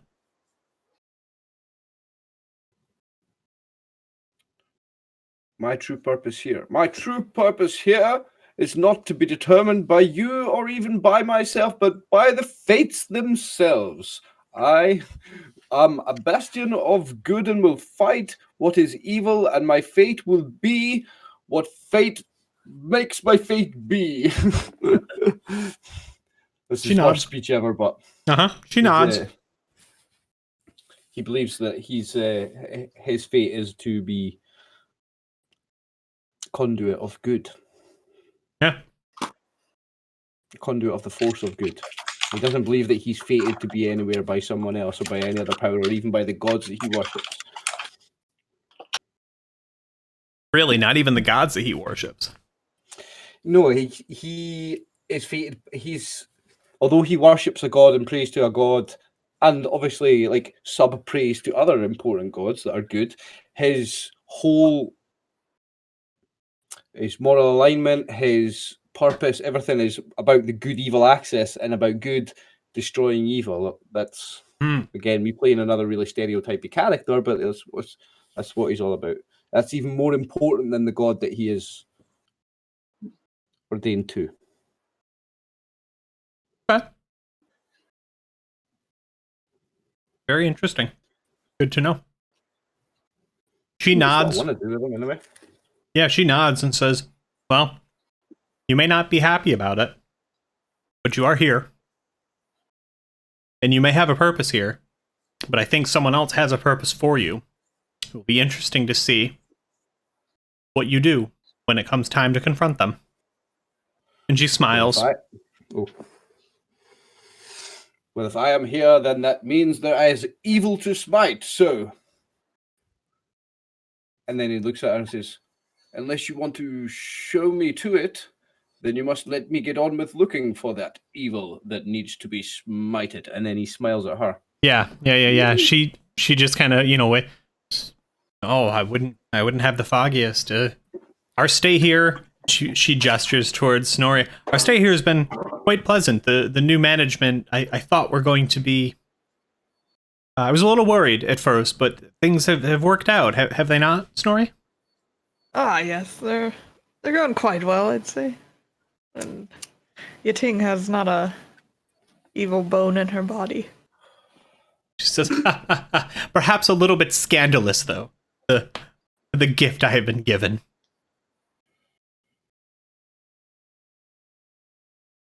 She pats her stomach. See, my character wants to beg to differ, but he's going to have to do it secretly in his own head with himself. She definitely does have evil bones in her body, but I can't say that out loud at this moment. Sure. But I'm aware that she definitely does have evil bones in her body, and I'm going to have to tell Snorri about that later. Right. Snorri, I think perhaps Goldspear will need some aid. Right. At least getting the lay of the land. There may be questions should the elves stop him. Won't be able to explain how we got past the long O. So he must have adventured in with you, yes? Yeah, of course. Make sure that you're not out wandering too late. They've got a curfew in order right now. And we just hear, right, we would hear, we wouldn't see visually, but we would hear Alison, right, huffing and puffing and yelling to Menace, "Come on, keep up, that turn up there," or whatever it is. Running through the street. Yeah. Nice. Yeah. So what do y'all want to do? I mean, it's kind of tough. We're stuck because there's a lot of action going on in one scene and like fucking bar simulator in the other one. My questions are for Snorri at this point. Yeah, we could take a walk. Shall we walk and talk, dwarf? Right. Yep. Let's go. Let's go indeed. So I'll leave my horse in the stable and we'll go for a walk, and it's past curfew, right? Yeah, I mean, you're allowed to like kind of wander around the tavern, right? If you try and go further than that, you might run into trouble, but it's your call. I'm Duke Sorrel Goldspear the Fourth. I'm sure there will be no trouble. I don't know how far that name is gonna get you. Remember, this is the main thing about this character. He is of noble birth, but he's so far down the line that no one cares. So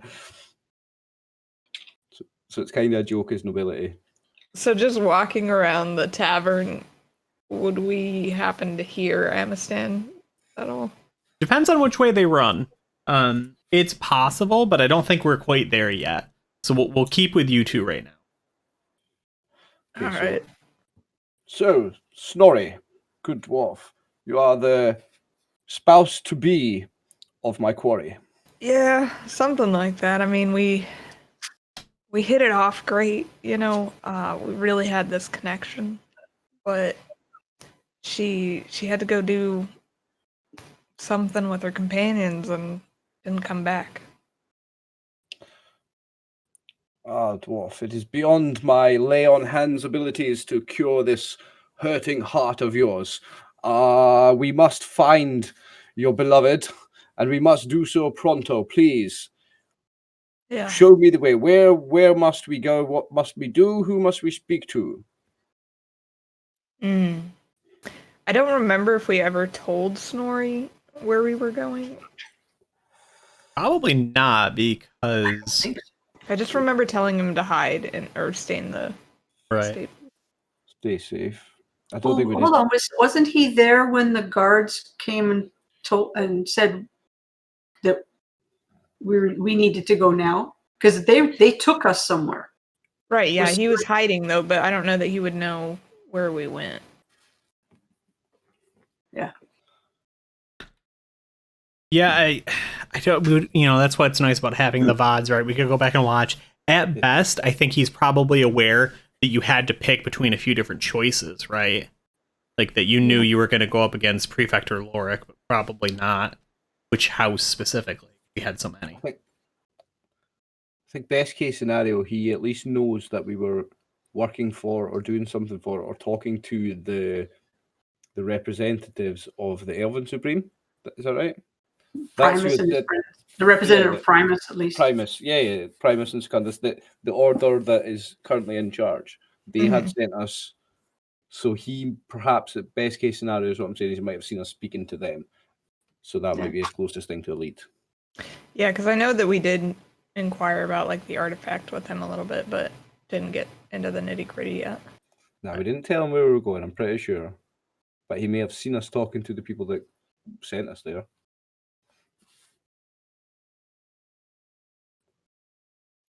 Right, well, there's a couple of places they could have gone.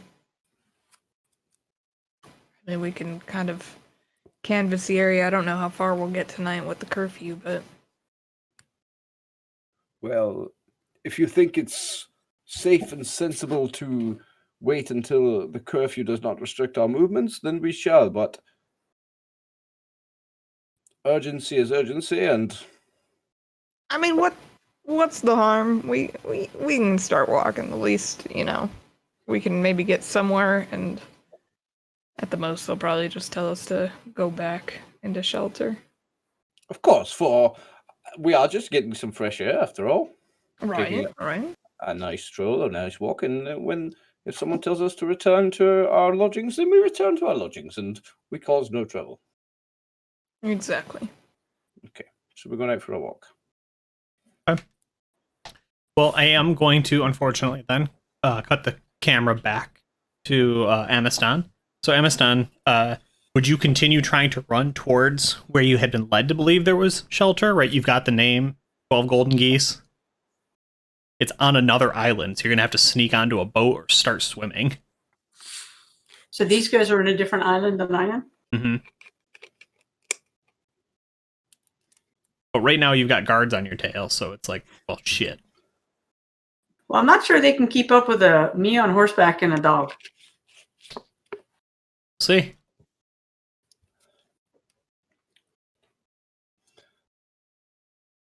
It's only one way to find out.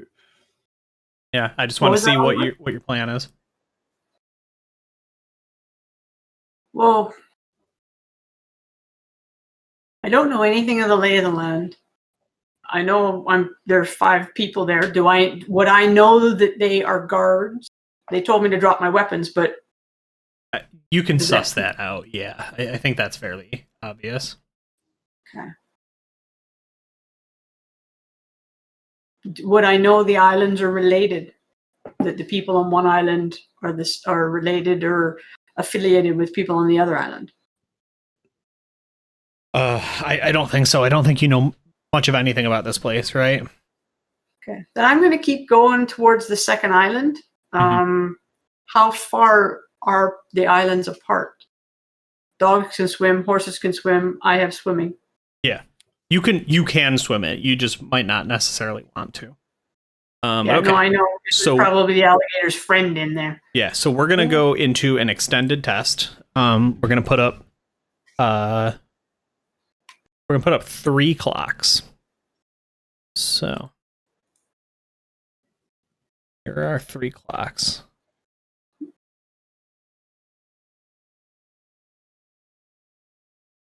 All right. I suspect this is dump goofing into the deep end of D&D. Well, clocks are not a thing that exist in D&D at all. I just find them to be very useful. Because it's just a really good way to visualize what's going on. Right? Okay, so we have 32. We have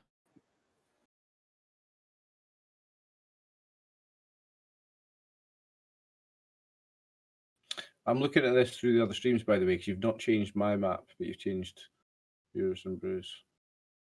It's on the bottom of the one. Yeah, I was say everyone should be there. Yeah. Sorry about that.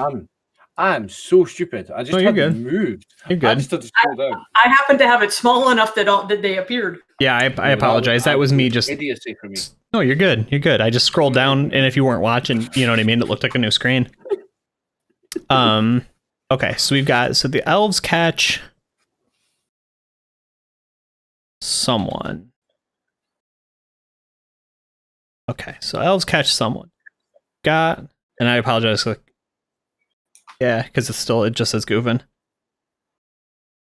It's not spelled correctly, but Amistan gets away. I refer you to the movement speed of a dwarf and the movement speed of a dog and the movement speed of a ranger. Sure. Just trying to help you, give you a chance here, Goof. I'm on your side here. So we've got the elves catch someone. Amistan gets away. Also have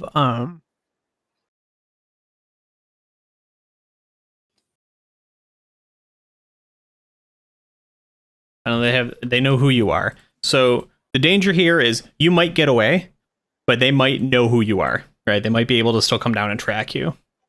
You might get away, so the only person they can catch is Eagle. Right? That'd be the best of the worlds for you. And we are just gonna go back and forth and roll a couple different roll a couple dice and use a couple skills and we'll see what happens. Okay. So you're looking to fill 3 before I fill 4. If you fail, you are leaving behind clues that let them kind of be able to track you, right? Starting with a human-ish, about X tall, accompanied by a wolf and a horse, right? And then a footprint. You know what I mean? Someone who bumped into you coming out of a tavern drunk but got a good look at your face and will tell the cops. You know what I mean? Shit like that. So you are active in this one. They are responding to you, so you get to start us off. So how would you like to get away? Well, I've gotten on Murphy. Mhm. I'm on horseback. Okay. So we're like, you mean where on the map am I going, or Nope. Just like I don't know where the trains are. Yeah, just like so narratively, is the thing here like you're really good on horseback? Is this you're really good at staying out of sight? Is this just like you're gonna apologize to Murphy and be like, we gotta go fast? Yeah, right. Like what's the trick? Well, What's the tech? Murphy's my hunting horse. Mhm. So we're used to running, and he's used to taking silent cues, which horses do anyway. Okay. And so I'm aiming towards I don't know, but I'm assuming there's wooded areas. Like I'm aiming towards cover. Yeah, there's definitely some. And Menace is going to just be following us because that's what we do when we go hunting. Okay. So we're whichever direction the quickest, densest cover is. Nice. Okay. So The hunter part of me is going to go that way. So I think that this is either. I see you have a hunting non-weapon proficiency. You also have your hide and shadow skill. So I will let you pick one or the other.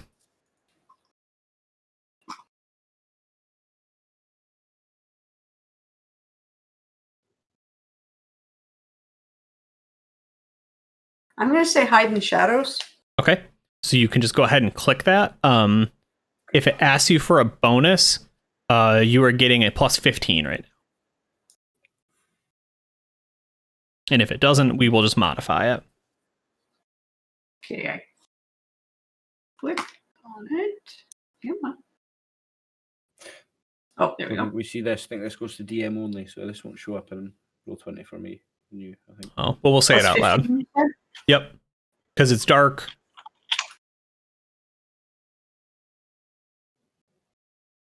Okay. So unfortunately, while there is, excuse me, some cover, it's still very manicured and manufactured and just overall not great for hiding, right? So as you try and cut your way through it, it's more aesthetically pleasing than actual thick woods, and you just can't find anything to sort of like hunker down for a minute. You just keep spilling over into these small gardens and these little ponds and little bridges and shit. And like, again, there's a curfew, so there's not a ton of people, but there's still some people. And worse than that is you're the only one on the street being loud, and there's a lot of guards.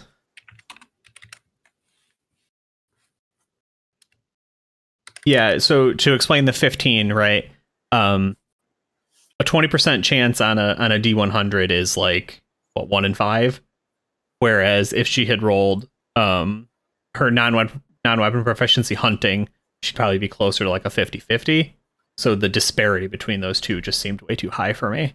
So I wanted to even it out a little bit. Balance. Yeah. Yeah, because on the fly balancing, that's the style of DMing that I love the most, man. I'm proud of that. Yeah, we gotta make it a little reasonable, right? So now I love your little Trivial Pursuit game, man. That's an amazing little new mechanic I've never played before. Absolutely love a homebrew mechanic. If you Google Blades in the Dark clocks, I can send you a link later. That's just I'm just stealing them wholesale. Yeah, that's right. Yeah, you showed me before. I remember this. It's really cool. They're just they're really good visually, right? It's just very clear. Like this happens. You need to do that, right? It's just like is a better skill challenge, right? A skill challenge wanted to do this, but it was too hung up on numbers. Whereas this is very clear. It works great for streams. Yep. Very visual. Just I think like a Trivial Pursuit thing, and you've got to fill yours up first. Yeah, exactly. So we will now. Let's see how these elves do. So we're just going to roll.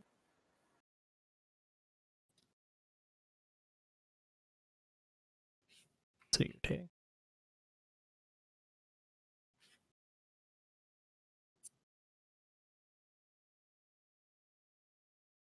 So there's roll an unmodified d20 with a target number of 14. Is there sort of just legging it after you, trying to keep up and kind of shouting, okay, so they don't get it, right? They are not currently succeeding on finding you or anyone, really, right? They're just not organized yet. So it snaps back over to Amistan. So you're kind of jumping through all these gardens and stuff, trying to find some cover. Would have been nice, but it doesn't seem to be working. What's your next plan?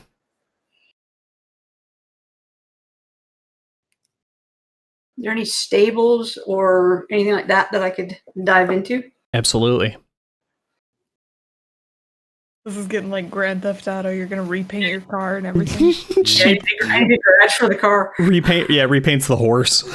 It comes out with a different horse. The polka dot horse. Well, you're gonna have to drop the horse and steal another one, like really, aren't you? It's getting very Grand Theft Auto. That's awesome. Well, and Menace can be told to stay somewhere too. So I'm not. There's me being with a horse and a dog isn't.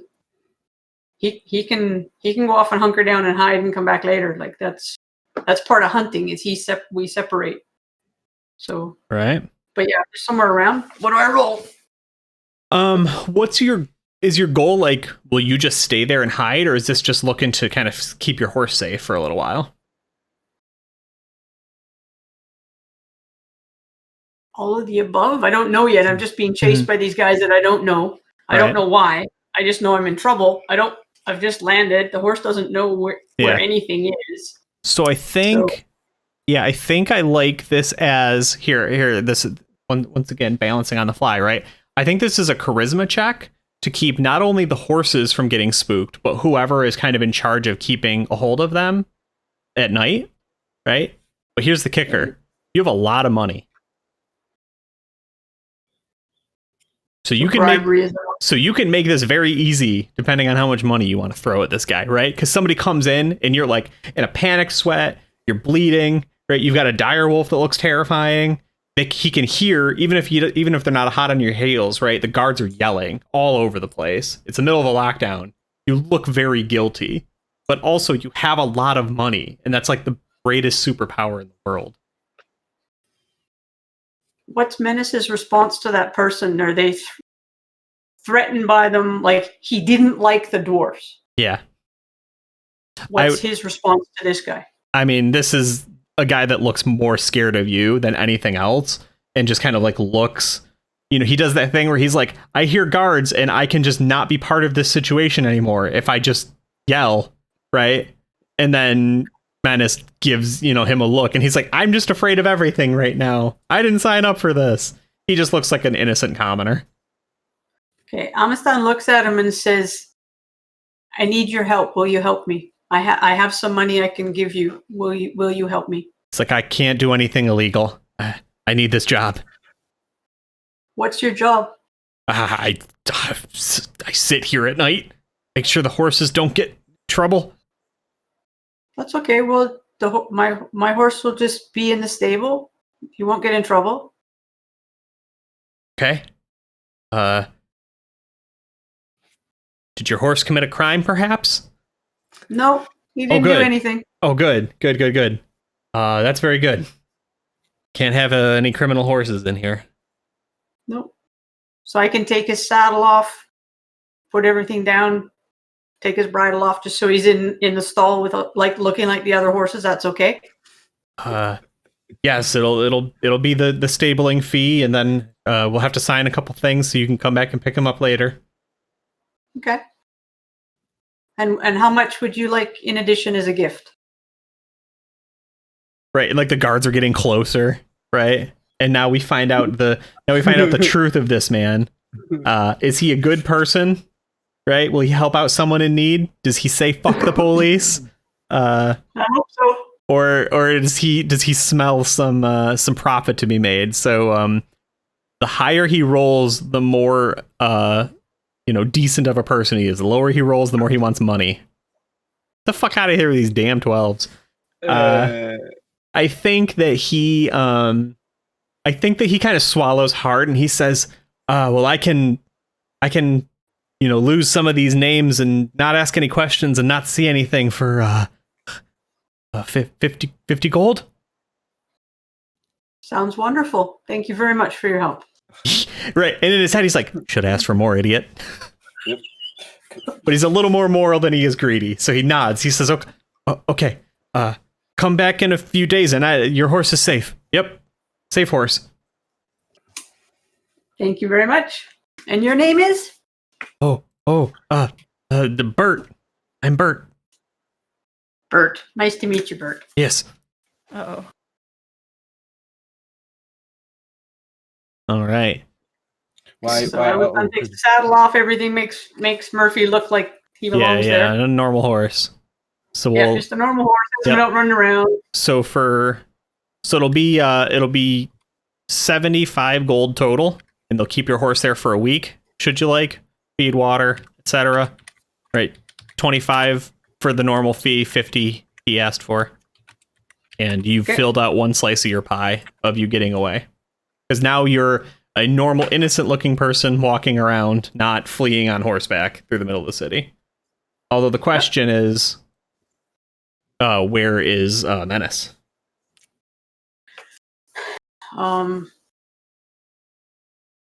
Hey Bert, can Menace, my dog here, can he stay with my horse? They're really good friends. He won't be any problem. He'll warn you if any bad people are coming. Right. Just sit quiet. And we would like rack focus, and he's like low growling because he's like, "Yeah, let me in. I'll let you know if there's any bad people around." Yeah, he like cough yelps a little as he's like, the dog. Yeah, his name's Menace. He's really friendly. Here, we'll make friends, and he'll just stay in the stall. He'll be totally quiet. I'll tell him to just lay down and have a sleep, and he'll be fine. If people come in, he won't even do anything. He'll just sit there quietly. No one will know he's there. You need to come pick him up before the morning. Before the morning, okay. Because if they do an investigation and there's a wolf in here, right? And he low growls again because you said dog, so he doesn't like dog, right? He doesn't like wolf right now. And he's like, I won't be able to stop him. Oh, no, it's okay. No, I appreciate that. Thank you. He's had a rough day, so I'm just wanting him to lay down and have a rest. Okay. What's your name? I won't write it down, but just.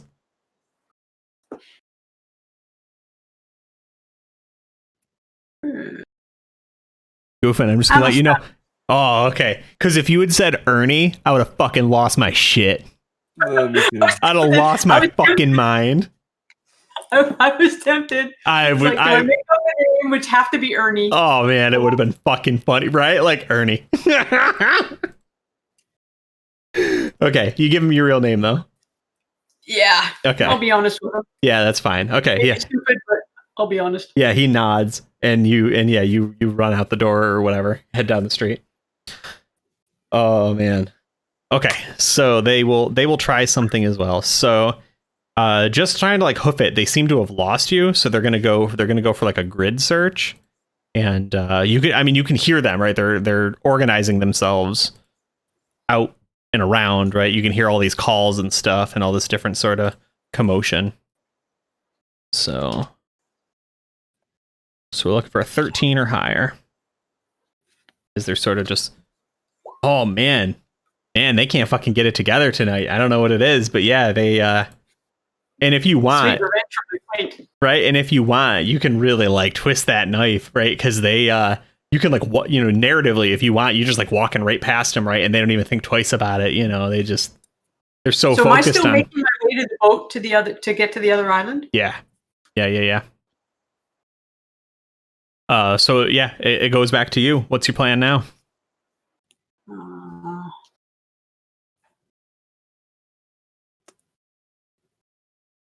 He sees that they're distracted by a lot of stuff. Amastan. Mm-hmm. So he goes. Does he know where the dock is? Ish, right? Ish. Like, okay. So he heads as quickly as he can in that direction. Okay. And I see he's you. Not worried. I see you have endurance as a non-weapon proficiency, which I imagine goes off con.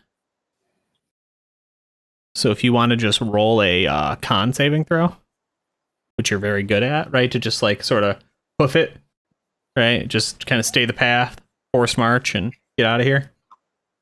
What do I roll? There's no. Yeah, just do a d20. We'll bump it against your con. So an 18 or lower on a d20. Excuse me. Because you're very good at this, right? Nice. Just like going and getting it done. Did you just roll? Yeah, 12. Nice. Okay. Yeah. So you get it, right? Even if you're tired, even if you're weary, even if you had a very long day, one of the things Amistan excels at, right, is just head down, keep pushing. He has an almost dwarven constitution. Yeah, truly. He's been hunting since he was a little guy. Yeah. Running around the bush. Right. So you fill in another of your blocks here, right? As you just kind of pushing and making it happen. Just got to get to the dock. Get to the dock, you get free. All right. So their previous tactics have not been working. So they are now switching to just some forced interrogation as they start knocking on every door, waking people up and tossing the place, kind of like creating some urgency in the neighborhood and the surrounding areas, right? Like if you see something, say something kind of shit. And It's a shakedown. yeah. Let's see. All right, we finally gotten one. So I am going to go. They're gonna catch somebody. I just don't know that it's gonna be you.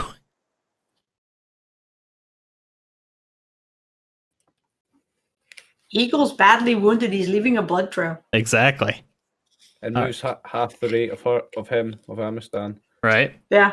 We got further away. We got horse and dogs, man. We can go Narcs. way further than him. Fucking narcs. Fucking narcs. All right, Amistan. This could be it. This could be for all the marbles.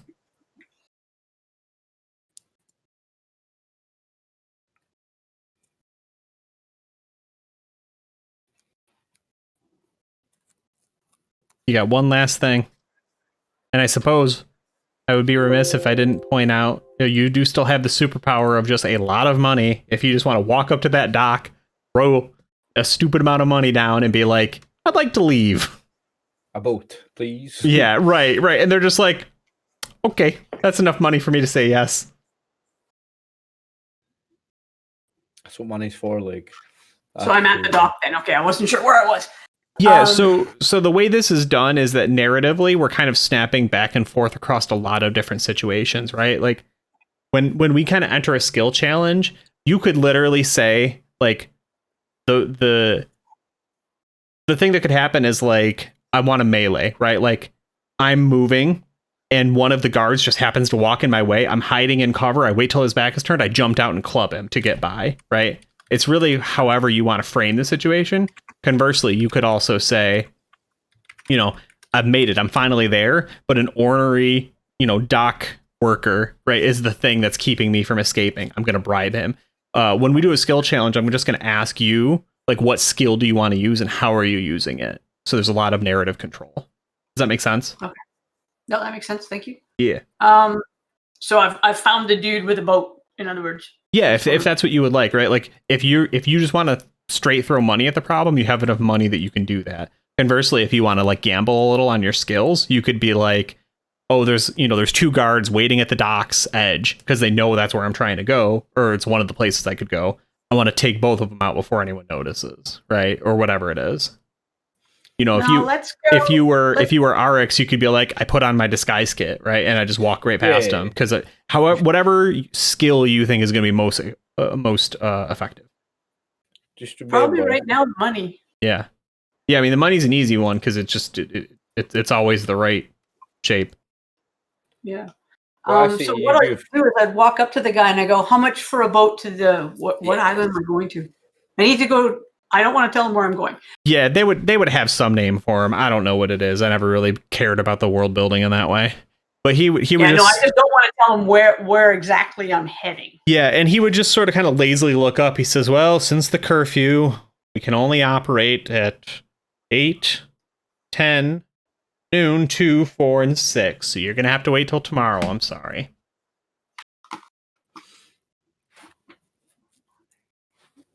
Give I him pull a out little my wink. purse and say, "How much to go now?" Right, and he like looks at you, and he looks at the purse. Here's the guards, right, kind of making a commotion. He goes, "Oh, one of those, eh?" Mm-hmm. And I don't have to, Unfortunately, yeah. and I don't have to roll for this guy's greed because I know he is. And he says, "Oh, okay. Well, here's the thing. You know, need this job, which means I have to get taken care of. So let's call it 3,000. And I think I know there's a boat for you."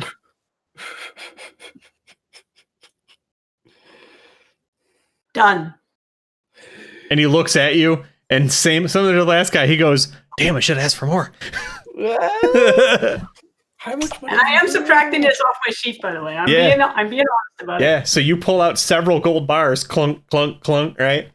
And he goes, "Come here," right? And he quickly sort of gets up. He's got a ring of keys out, and he'll take you to a boathouse kind of at the edge of the dock, right? As he's sort of walking, somebody kind of looks up and he says, "Go that way." And they just scramble and run away, you know? So true to his word. And what would you like? Would you prefer a rowboat or a tiny little like one sailboat kind of thing? Dude, you get a yacht right now for 3,000. Yeah. 3,000. That'd be what a yacht like. Well, So am I? he's got something. am I He's got going something to say- little that can be contained in a, contained and out of sight. Yeah. Do you want a nice little like outrigger canoe, right, with the extra little pack on the side? That's fine.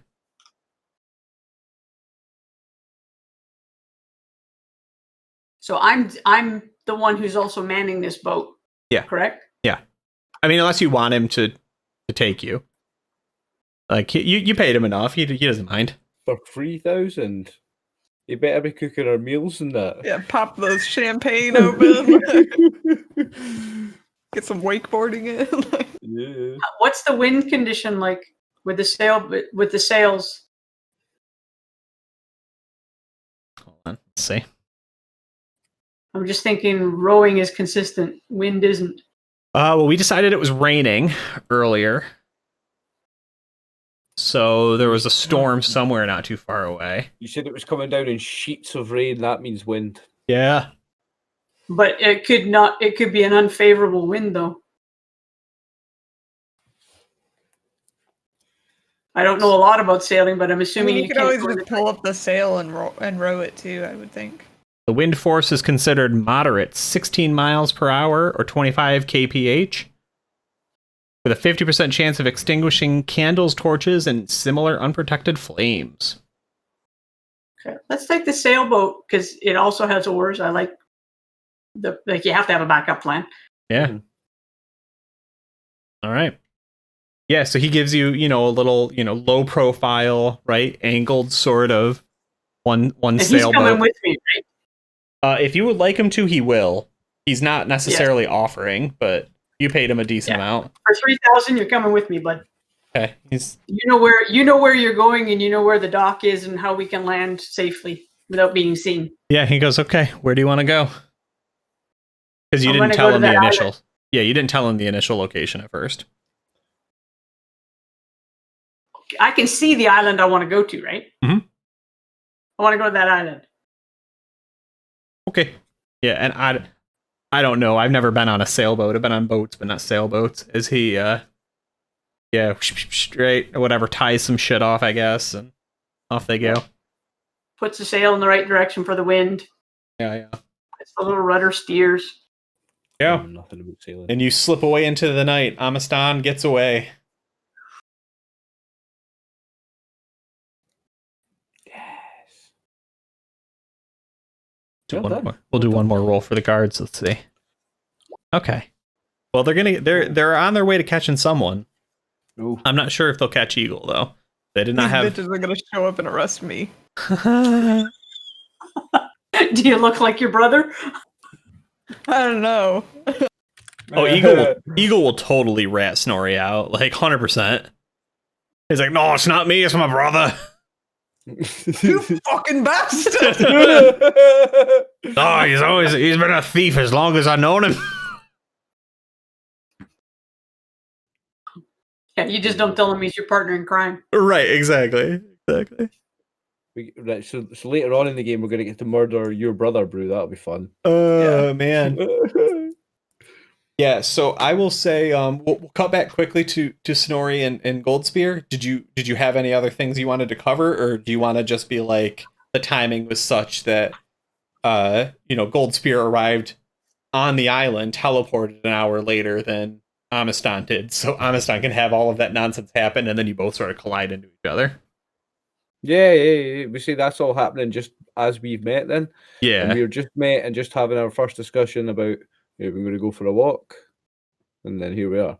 Yeah, we would have you guys going together. around the walk. If there's anything else you wanted to cover, otherwise we'll have Amistan show up, right, fresh off of escaping the guards and sailing away. Yeah, are you gonna immediately draw your weapon at me? Eagle! I thought I killed you! Isn't my brother? Yeah. Was there anything else you guys wanted to cover, or are you good? I think that's good. Oliver? No, I'm good. Like, Okay. I'm only just my character is talking to Bruce's character, asking where are we going to go to try and find, because I'm looking for the same person she is. Yeah. Okay. Just what we went over before. Yeah, so Outside of that, did you mention anything about the yachting? You said you were going to mention something to Snorri. I'll need to, but when we're so I guess you're right. Actually, thanks you for reminding me. So when we do have a moment alone, I would mention about how she definitely does have some evil bones in her body. I think.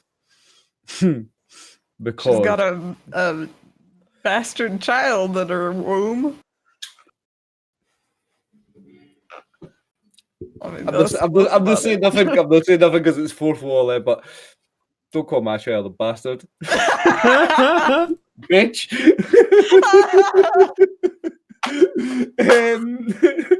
say hold on, wait. Let's check the kill count.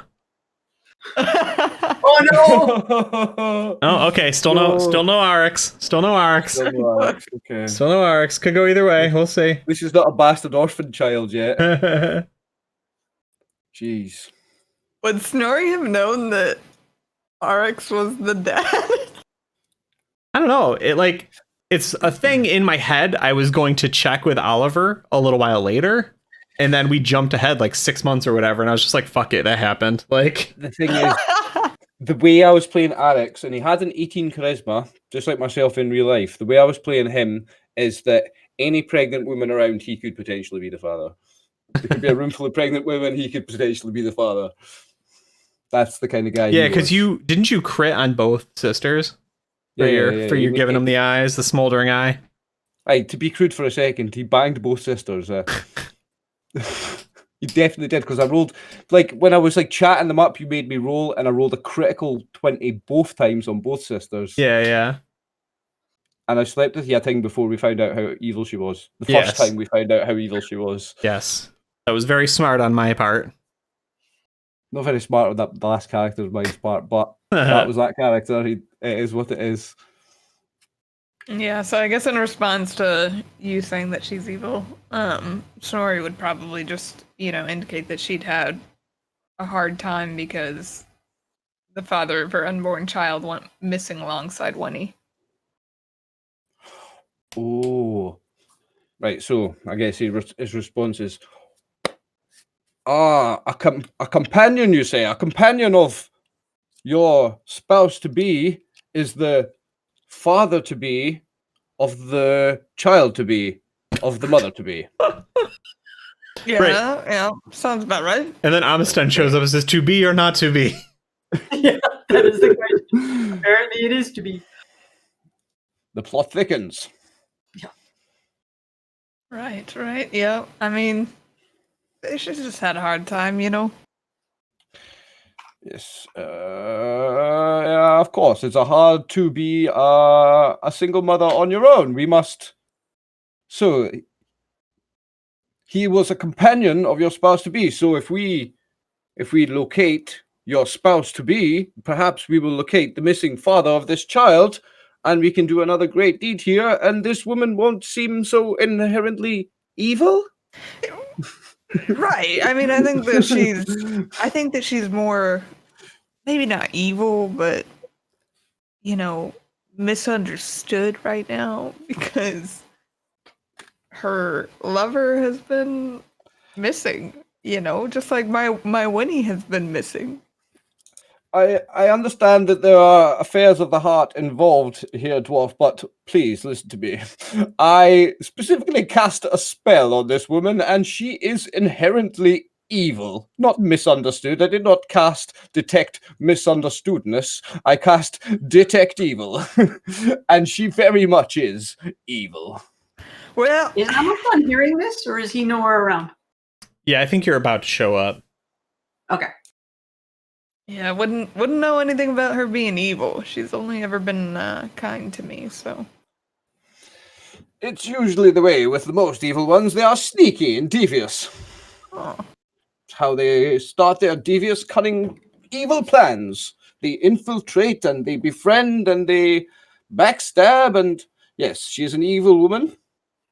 And we must find what she is up to, and we must stop her and kill her. All right. I mean, have her arrested, or kill her, whichever works. Yeah, I'm gonna take all that with a grain of salt. Simple.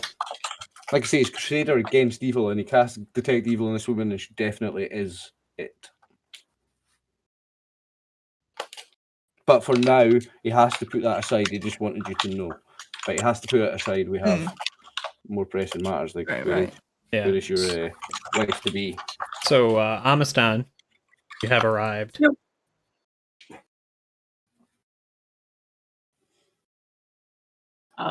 Okay. I see the dwarf, and I'm a little concerned. Truly.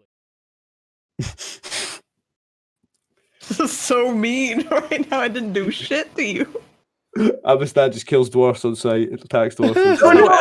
no, Is this how Elmet I felt wasn't before saying he I said died? anything. I just looked at the dwarf and went, "Uh-oh," internally. Poor Helmet.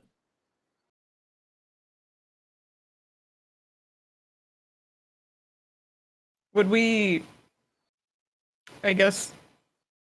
Would your character be panicked or anything? Like look like they're panicked or running or anything like that? Nah, fairly calm because he's gotten away. He's on a different place. He's trying to look inconspicuous. So not running. He hasn't been running. He's just walked from the dock to wherever you guys are, which I'm not sure where you are. Yeah, No. we just out and about. But now Just you've not only seen a dwarf, you've just seen a dwarf who bears a familial resemblance to the one that you've just almost Well, that's killed. why I wasn't sure whether the dwarves they do look like brothers or whether dwarves or like Yeah. I don't. I don't know that you saw enough of him to really know, right? Like, I'm gonna be honest. You pretty much you jumped out of an alleyway and attacked two people that were doing nothing wrong. So he would have been back to me to begin with. Yeah. Yeah. And, I would just be a little suspicious of dwarves right now because yeah. I don't know whether. Because we didn't do shit to you. No, just human nature, right? Like you. What, kill dwarfs on sight? Yeah. Yeah. So I would I'm glad I probably. played a human. You're not the elfin people. So I'm looking for an inn to stay at. Do you know where one is? All right. Yeah. We can take you to one. Thank you. Because that was his whole goal, was to find a place. Yeah. I guess we'll just start walking back to the inn. Yeah. So what brings you to the town that we're in? I think I should be asking you that question. You don't look like you're from around here. I'm not actually. I hadn't expected to be here either. I I was off hunting and then was here. Sounds like this fucker. Really? Certainly, yes. I also do not know how I got here. I'm very confused. But duty I'm calls. with you there. I know why I am here, just not sure how I got here. So why is it you're here? I am on a quest from my church, sir. Why is it you are here? I'm not certain, to be honest. As I said, I was off hunting and now I'm here. I don't know anyone here. I mean, I know a sister of mine went off doing quests and things, but I think she came in on the Longo, but I don't know where she is. I haven't had a chance. But I don't know why I'm here. What a curious coincidence. I mean, we're both looking for somebody by the name of Winnie, but doesn't look like she'd be your kind.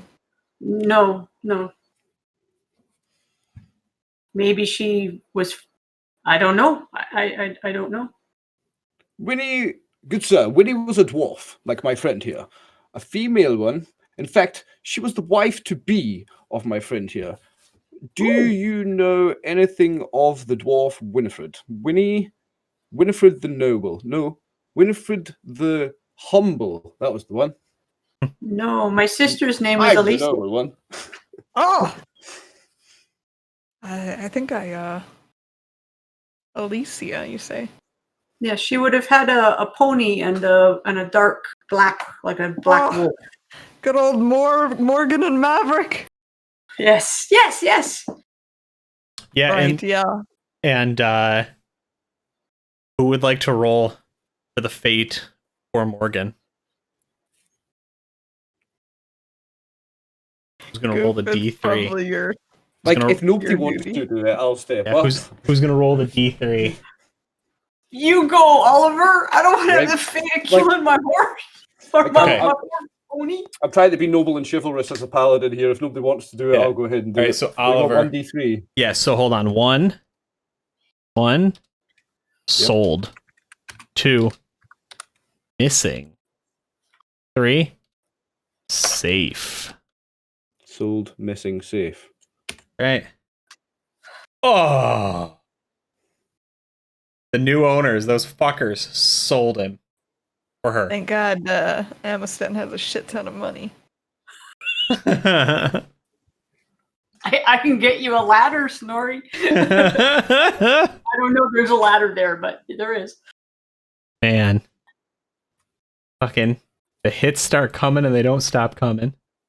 Back to the... Those fuckers sold. What is it, the pony? The mule? Yes. Pony. They sold Pony. the pony. They sold the pony. Morgan, the pony. Was that? Yeah. Thankfully, there'll be a bill of sale somewhere.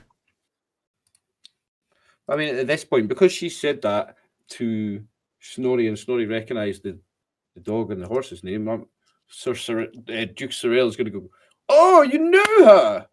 You know the companion?" Yeah, wasn't nearly as wonderful as my Winnie, but she had 3 companions. One God. was Arix, another one was Alicia, and then the third was this boy named Elmet, I believe. And so I turned to Amistan at this point and said, "And Alicia, she is the sister you seek." Correct. Ah, the fates have intertwined us. How curious. So where is Alicia and her friends? Like where are they? Oh, yeah, that's what we're trying to figure out. They went with a couple of elven guards. Don't know exactly where. And they've been gone Elven for guards. 6 months. Are they those guys that are all dressed up and they get mad at you if you're on the streets? Right, yep. Those are the ones. Oh. Hmm. Yeah, I just had a bit of a run-in with them Oh, you on did? the other island. Oh no, I hope you're not a lawbreaker or a ruffian. No, I didn't mean to be. Or I a was just- I murderer, didn't know I or a was supposed to be dwarf on hater. town. Didn't mean to be, just attacked people walking. Nobody did know that. I didn't know I was allowed to be out on the town, out on the streets. They were just yelling at us. Well, good sir, I can see that you're not from the same society that people like me are from, but you must learn these basic things. The law says you have a curfew, you have a curfew. You stay Well, now I inside. know there was a curfew. And I yet here didn't we know are there was a walking curfew. outside. Yeah, and why are you outside if the law says that you're not supposed to be outside? I, my friend, I'm Duke Sorrel Goldspear IV. Don't And worry about me and the curfew. These laws are for the common folks, not us nobility. Common folk. Okay. Is this your town? Is that why you can do this? The elven guys didn't seem to care who anybody was. They just don't want people on the street. So I'm trying to figure out why you're above that law. I am not above any law. I am a protector of the law. I am a comrade of the upkeepers of the law of this town. When they see me, they see an aid, an ally.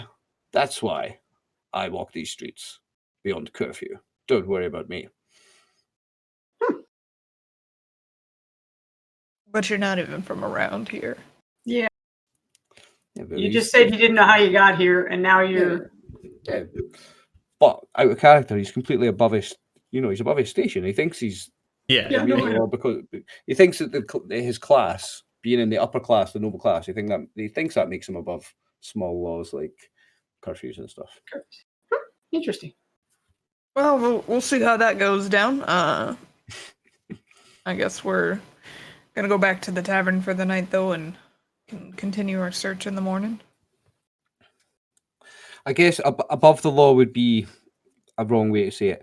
That he is, because he's a paladin, a lawful good, but he feels like he is a part of the law, like an agent of the law.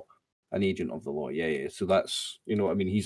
When he walks into a town where the people are good, he is instantly an ally of the enforcers of law in that place because he is an enforcer of law. That's how he feels like. He's not above it, but he's part of it. Sorry. But the elven guys wouldn't see him that way. No, not at all. But that's just how he sees it. Yeah. Oh no, Dave's looking down. He's scheming. No, Dave, stop scheming. I'm not scheming. I know what I'm doing next. Don't worry. No crap. Oh, this is good. I mean, we managed to get everybody together and nobody hates anybody else yet. So far. Yeah, it's really the best we we could ask don't for. know what Amasan's done yet. Yeah, so- exactly. When Eagle yeah. shows up in a few days, like, all right, let's get fucking out of here. You! Or it's going to be, the whole reverse thing. He's going to look at Amistan and be like, oh, just another human. I can't tell him apart. We'll see. Well, there's a little bit of distrust straight away because my character has seen this character come in covered in blood and talking about running away from the law. Yeah, there's definitely some suspicion there. So much so. Are you willing to share a room, or does Amistan need to get their own? I have my own room. I do not share a room with my new, although these new companions are, of course, wonderful, wonderful people. I have a room to myself. I require space. And no, he's too posh. He has his own room. Hey, Goof, where are you keeping all your gold? I have a backpack and I have a lot of other. Yeah. Is it in your backpack, though? Why? Would I notice a coin satchel that is bulging anywhere? No. Just remembered what class you're playing. No, it was in his Elmet's adventurer's backpack, junior adventurer's backpack. Yeah, Snorri can sniff out the gold. Remember. Ah.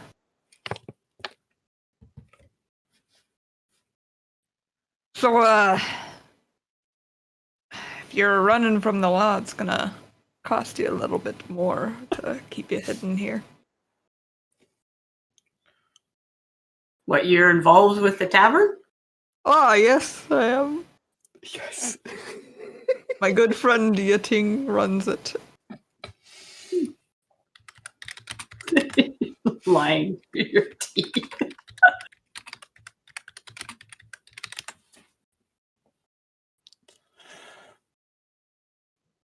I get my own room.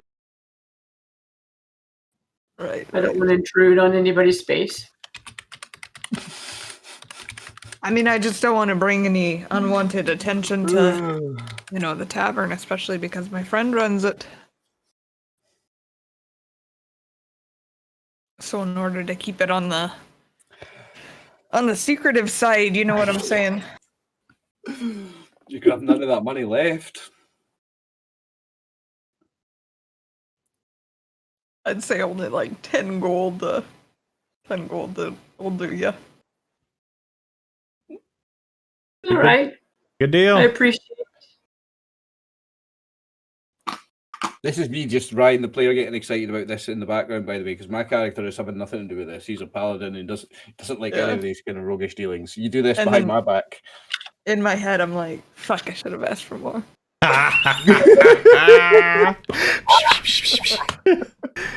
Said that without any trouble. Should ask for more. Oh. 41 gold, guys. More than I've ever had in my life. Things are looking up for Snorri. Right. Well, let's get to the tavern then. Yeah. I like that a lot.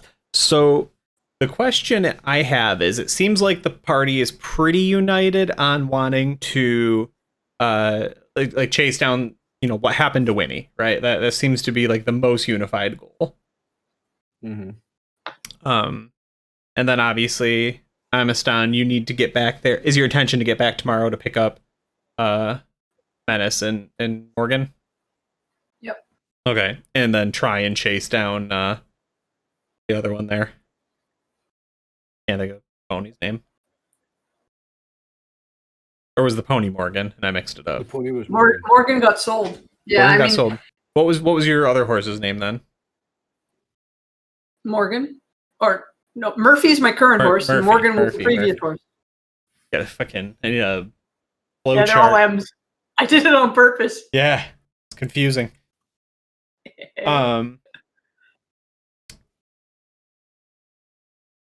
What is the party's like planned chasing down Winnie and her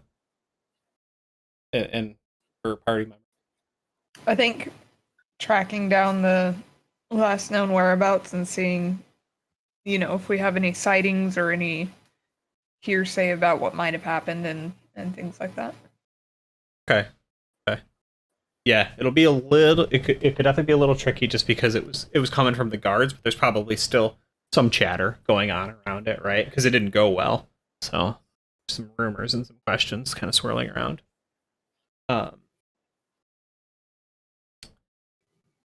So I'm going to end us just a touch early today.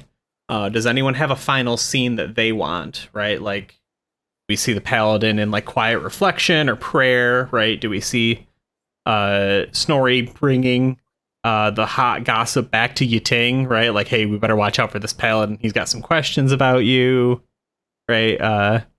Amistan, do you sketch? Do you keep a journal? Anything like that? Actually, before we separated, Amistan wants to ask, when I first arrived, there was this green dragon flying. Does anyone know anything about him? Have you seen dragons? I didn't know there were dragons in this area. Yeah, Snorri, I think you would have at least heard of it if you hadn't seen him, but you probably seen him because he's, him and his brothers are flying overhead. So Their it is. Dragons don't mess with them. What's that? I said their dragons don't mess with them. Yeah, Fair enough. them as was it the Emerald? The Emerald Claw? Maybe not the Emerald Claw. What the hell did I name them? Was it the Emerald One? Something Yeah, one? Emerald. Yeah, Yeah, the something like that.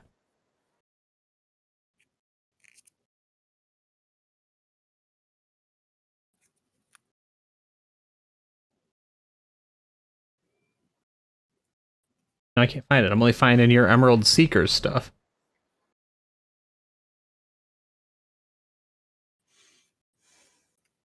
So Amistan's going to get cleaned up, and he's got some underclothes that he's probably going to walk around in. Not underclothes, but like not his armor and all the rest of that, just to change his appearance a little bit. Mm-hmm. So that he's not visual as, hey, he's that dude with that armor on. So he's going to get all cleaned up and. Right. So my character's exit scene is he walks away to his room, and he does prayers because he's a paladin. He also, he prays for his actual holy powers and his everything that he can do. But he spends a lot of time polishing his weapons and his armor. And all that time, he talks to a little bird that sits on his shoulder, a little songbird. And the little songbird just goes, I can't whistle, but the bird can, and just whistles in his ear. And he's like, while he's praying, the bird's there. While he's down on his knees with a sword with his grindstone, sharpening it, polishing his armor. And he spends hours every night doing all this stuff. And he just talks to a little bird on his whole shoulder the whole time. Nice. Oh, and would Amazon be able to get some food? Everything for a price. Yeah, no, just is there a meal? I didn't know if the kitchen closes. No. They'll feed you. Especially you. You got some money. Inflated prices, I'm sensing this. Uh-huh. Absolutely. Word's gonna get around. It does when you've got a lot of money in the way. I think Snorri probably would go back to Yiting and, just say, we've got a person that is running from the law that we've taken in, and we've also got that paladin that's sticking his nose where it don't belong, and he says he's got you're pegged for like an evil person or something. Yeah. And she sort of does that thing. She's like, me? She goes, I know, it's crazy. It's the only thing I don't understand about paladins like that. They're just so high and mighty all the time. You know who was never like that? Winnie. Winnie was never like that. Just good and honest. I think that's the difference. When you come from hardy stock, you're good folk deep down. And there's some people that'll never be good. Yeah, she was something. That she was. Lucky to have known her. What? Yeah, he'll go back to a room and he'll start like biting the gold coins. Ah. Goopin's character like hand it over to make sure they're real. Yeah. Nice. I love that. So we do not see any individual place these, right? Although the final shot of the episode is a slow pan down from everybody's door, right? Like we would look at every single person, then we'd sort of pull back until we were at the door, right? And the door would close, even though the doors were closed, right? It's just symbolic that we're closing the door on the episode, right? And the camera would tilt down, and there would be a black letter, right, with red, like edges, right? Just like very fancy, just a very fancy black and red letter. Sitting at every single person's door. So we're going to end. We might snap back if we need to, but who's the first person up every morning? Well, I gotta go get my dog and my horse. Okay. So I'm assuming I'm up early. Hunter. Okay. So so you're up early. So in your head, I don't know how used to tavern life Amistan is, but at first glance you probably assume it's like a bill from last night, right? Like you just ran a tab on getting food kind of thing. But you just see this letter kind of sitting out front of your doorway. I would pick it up. Yep. See if it's addressed to anyone. Yeah, it's just in front of your door. Is it a letter or like an envelope? You open an envelope and there's something inside, or is it just? Yep. Yeah. It kind of all unfolds into one piece, right? So like the contents are written on the inside of the letter. And I will the next 2 weeks I will work on the writing, but as you unfold it, the camera just pans in on seeing you are cordially invited to the funeral of one Elbit, right? And his last name is obscured by your finger or something. They are burying him. Oh. They found enough of him. They to found bury her, so they something to cast bury? it. That means they found the rest of the gang. Oh shit! But he got rolled and wow, there can't be a lot left to bury. It's gonna be a 95-foot casket. They're burying the croc. Actually, Well, it does make you wonder. Like, I love it. I a love lot of it. evidence. I love What are it. they actually burying? Yeah. And then we close on this episode. Everyone has gotten letters. Everyone has gotten invites to Elmet's funeral. Were the letters at all doors or just our three? Yeah. Well, you're four, right? Or Yating and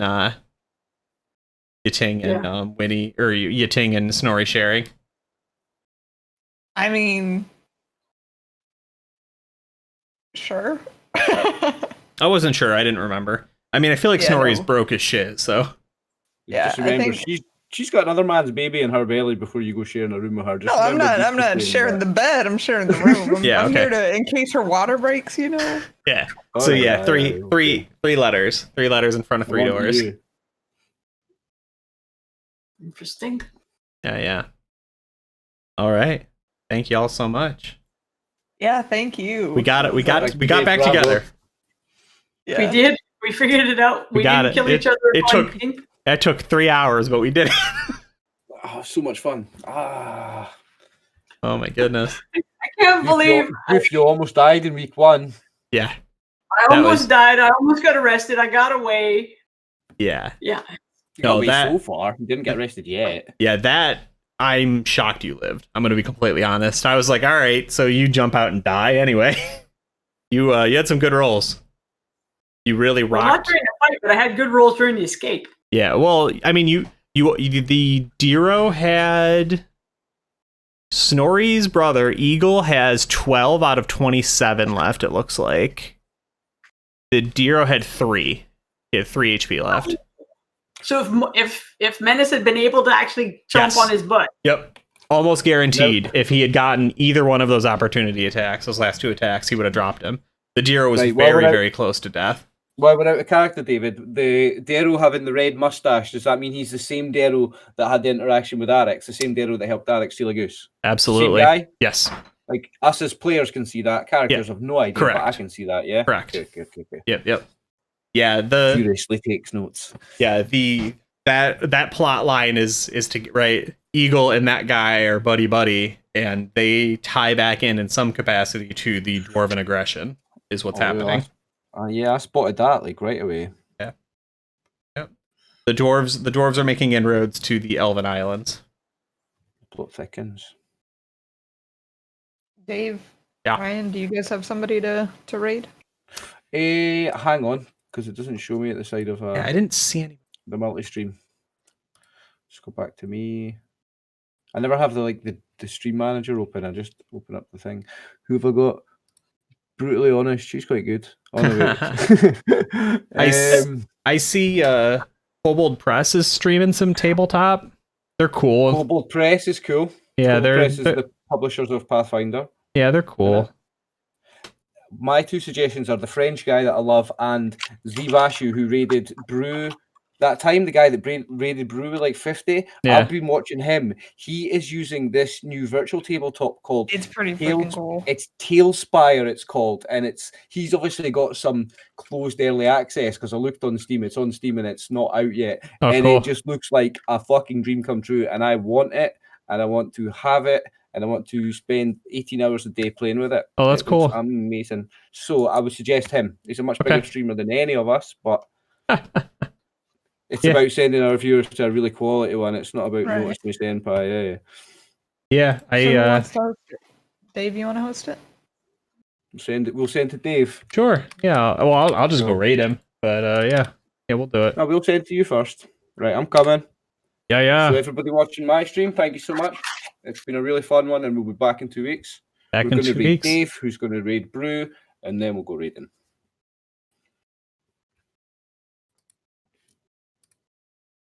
Do it. Yeah. Do you want to all pile in on you, Brew? I was piling in on you. Okay. All right. Well, we'll do it. everybody's at Dave's. All right. We're here. Yeah, We're ready. are. We're doing it. Thanks y'all for coming. Appreciate it. Check out them long boys. Meet us in 2 weeks to see the funeral of Elmet, which will be exciting. And let's see what I got else going on. Yeah, I'll have a quiet week this week. The only other thing that I've got happening is on the 25th, we're doing Robot Goon Squad, which will be fun. That's just kind of system agnostic. I'll be there, man. Yeah. You know I will. Yeah, do it. All right, we're I'm ready. back on Tuesday with mine, if anyone's interested. Yeah. What are you streaming on Tuesday? Just second edition? Second edition Dungeons and Dragons, homebrew, Nice. mate. Yeah. I don't want to be giving Kiara ideas. Tammy was like, I haven't been arrested yet. Tammy's been taking notes tonight. I absolutely know. I've known Tammy well. She'll have been taking notes watching that. She will have been as inspired as I was. It was amazing. Awesome. Really proud of you.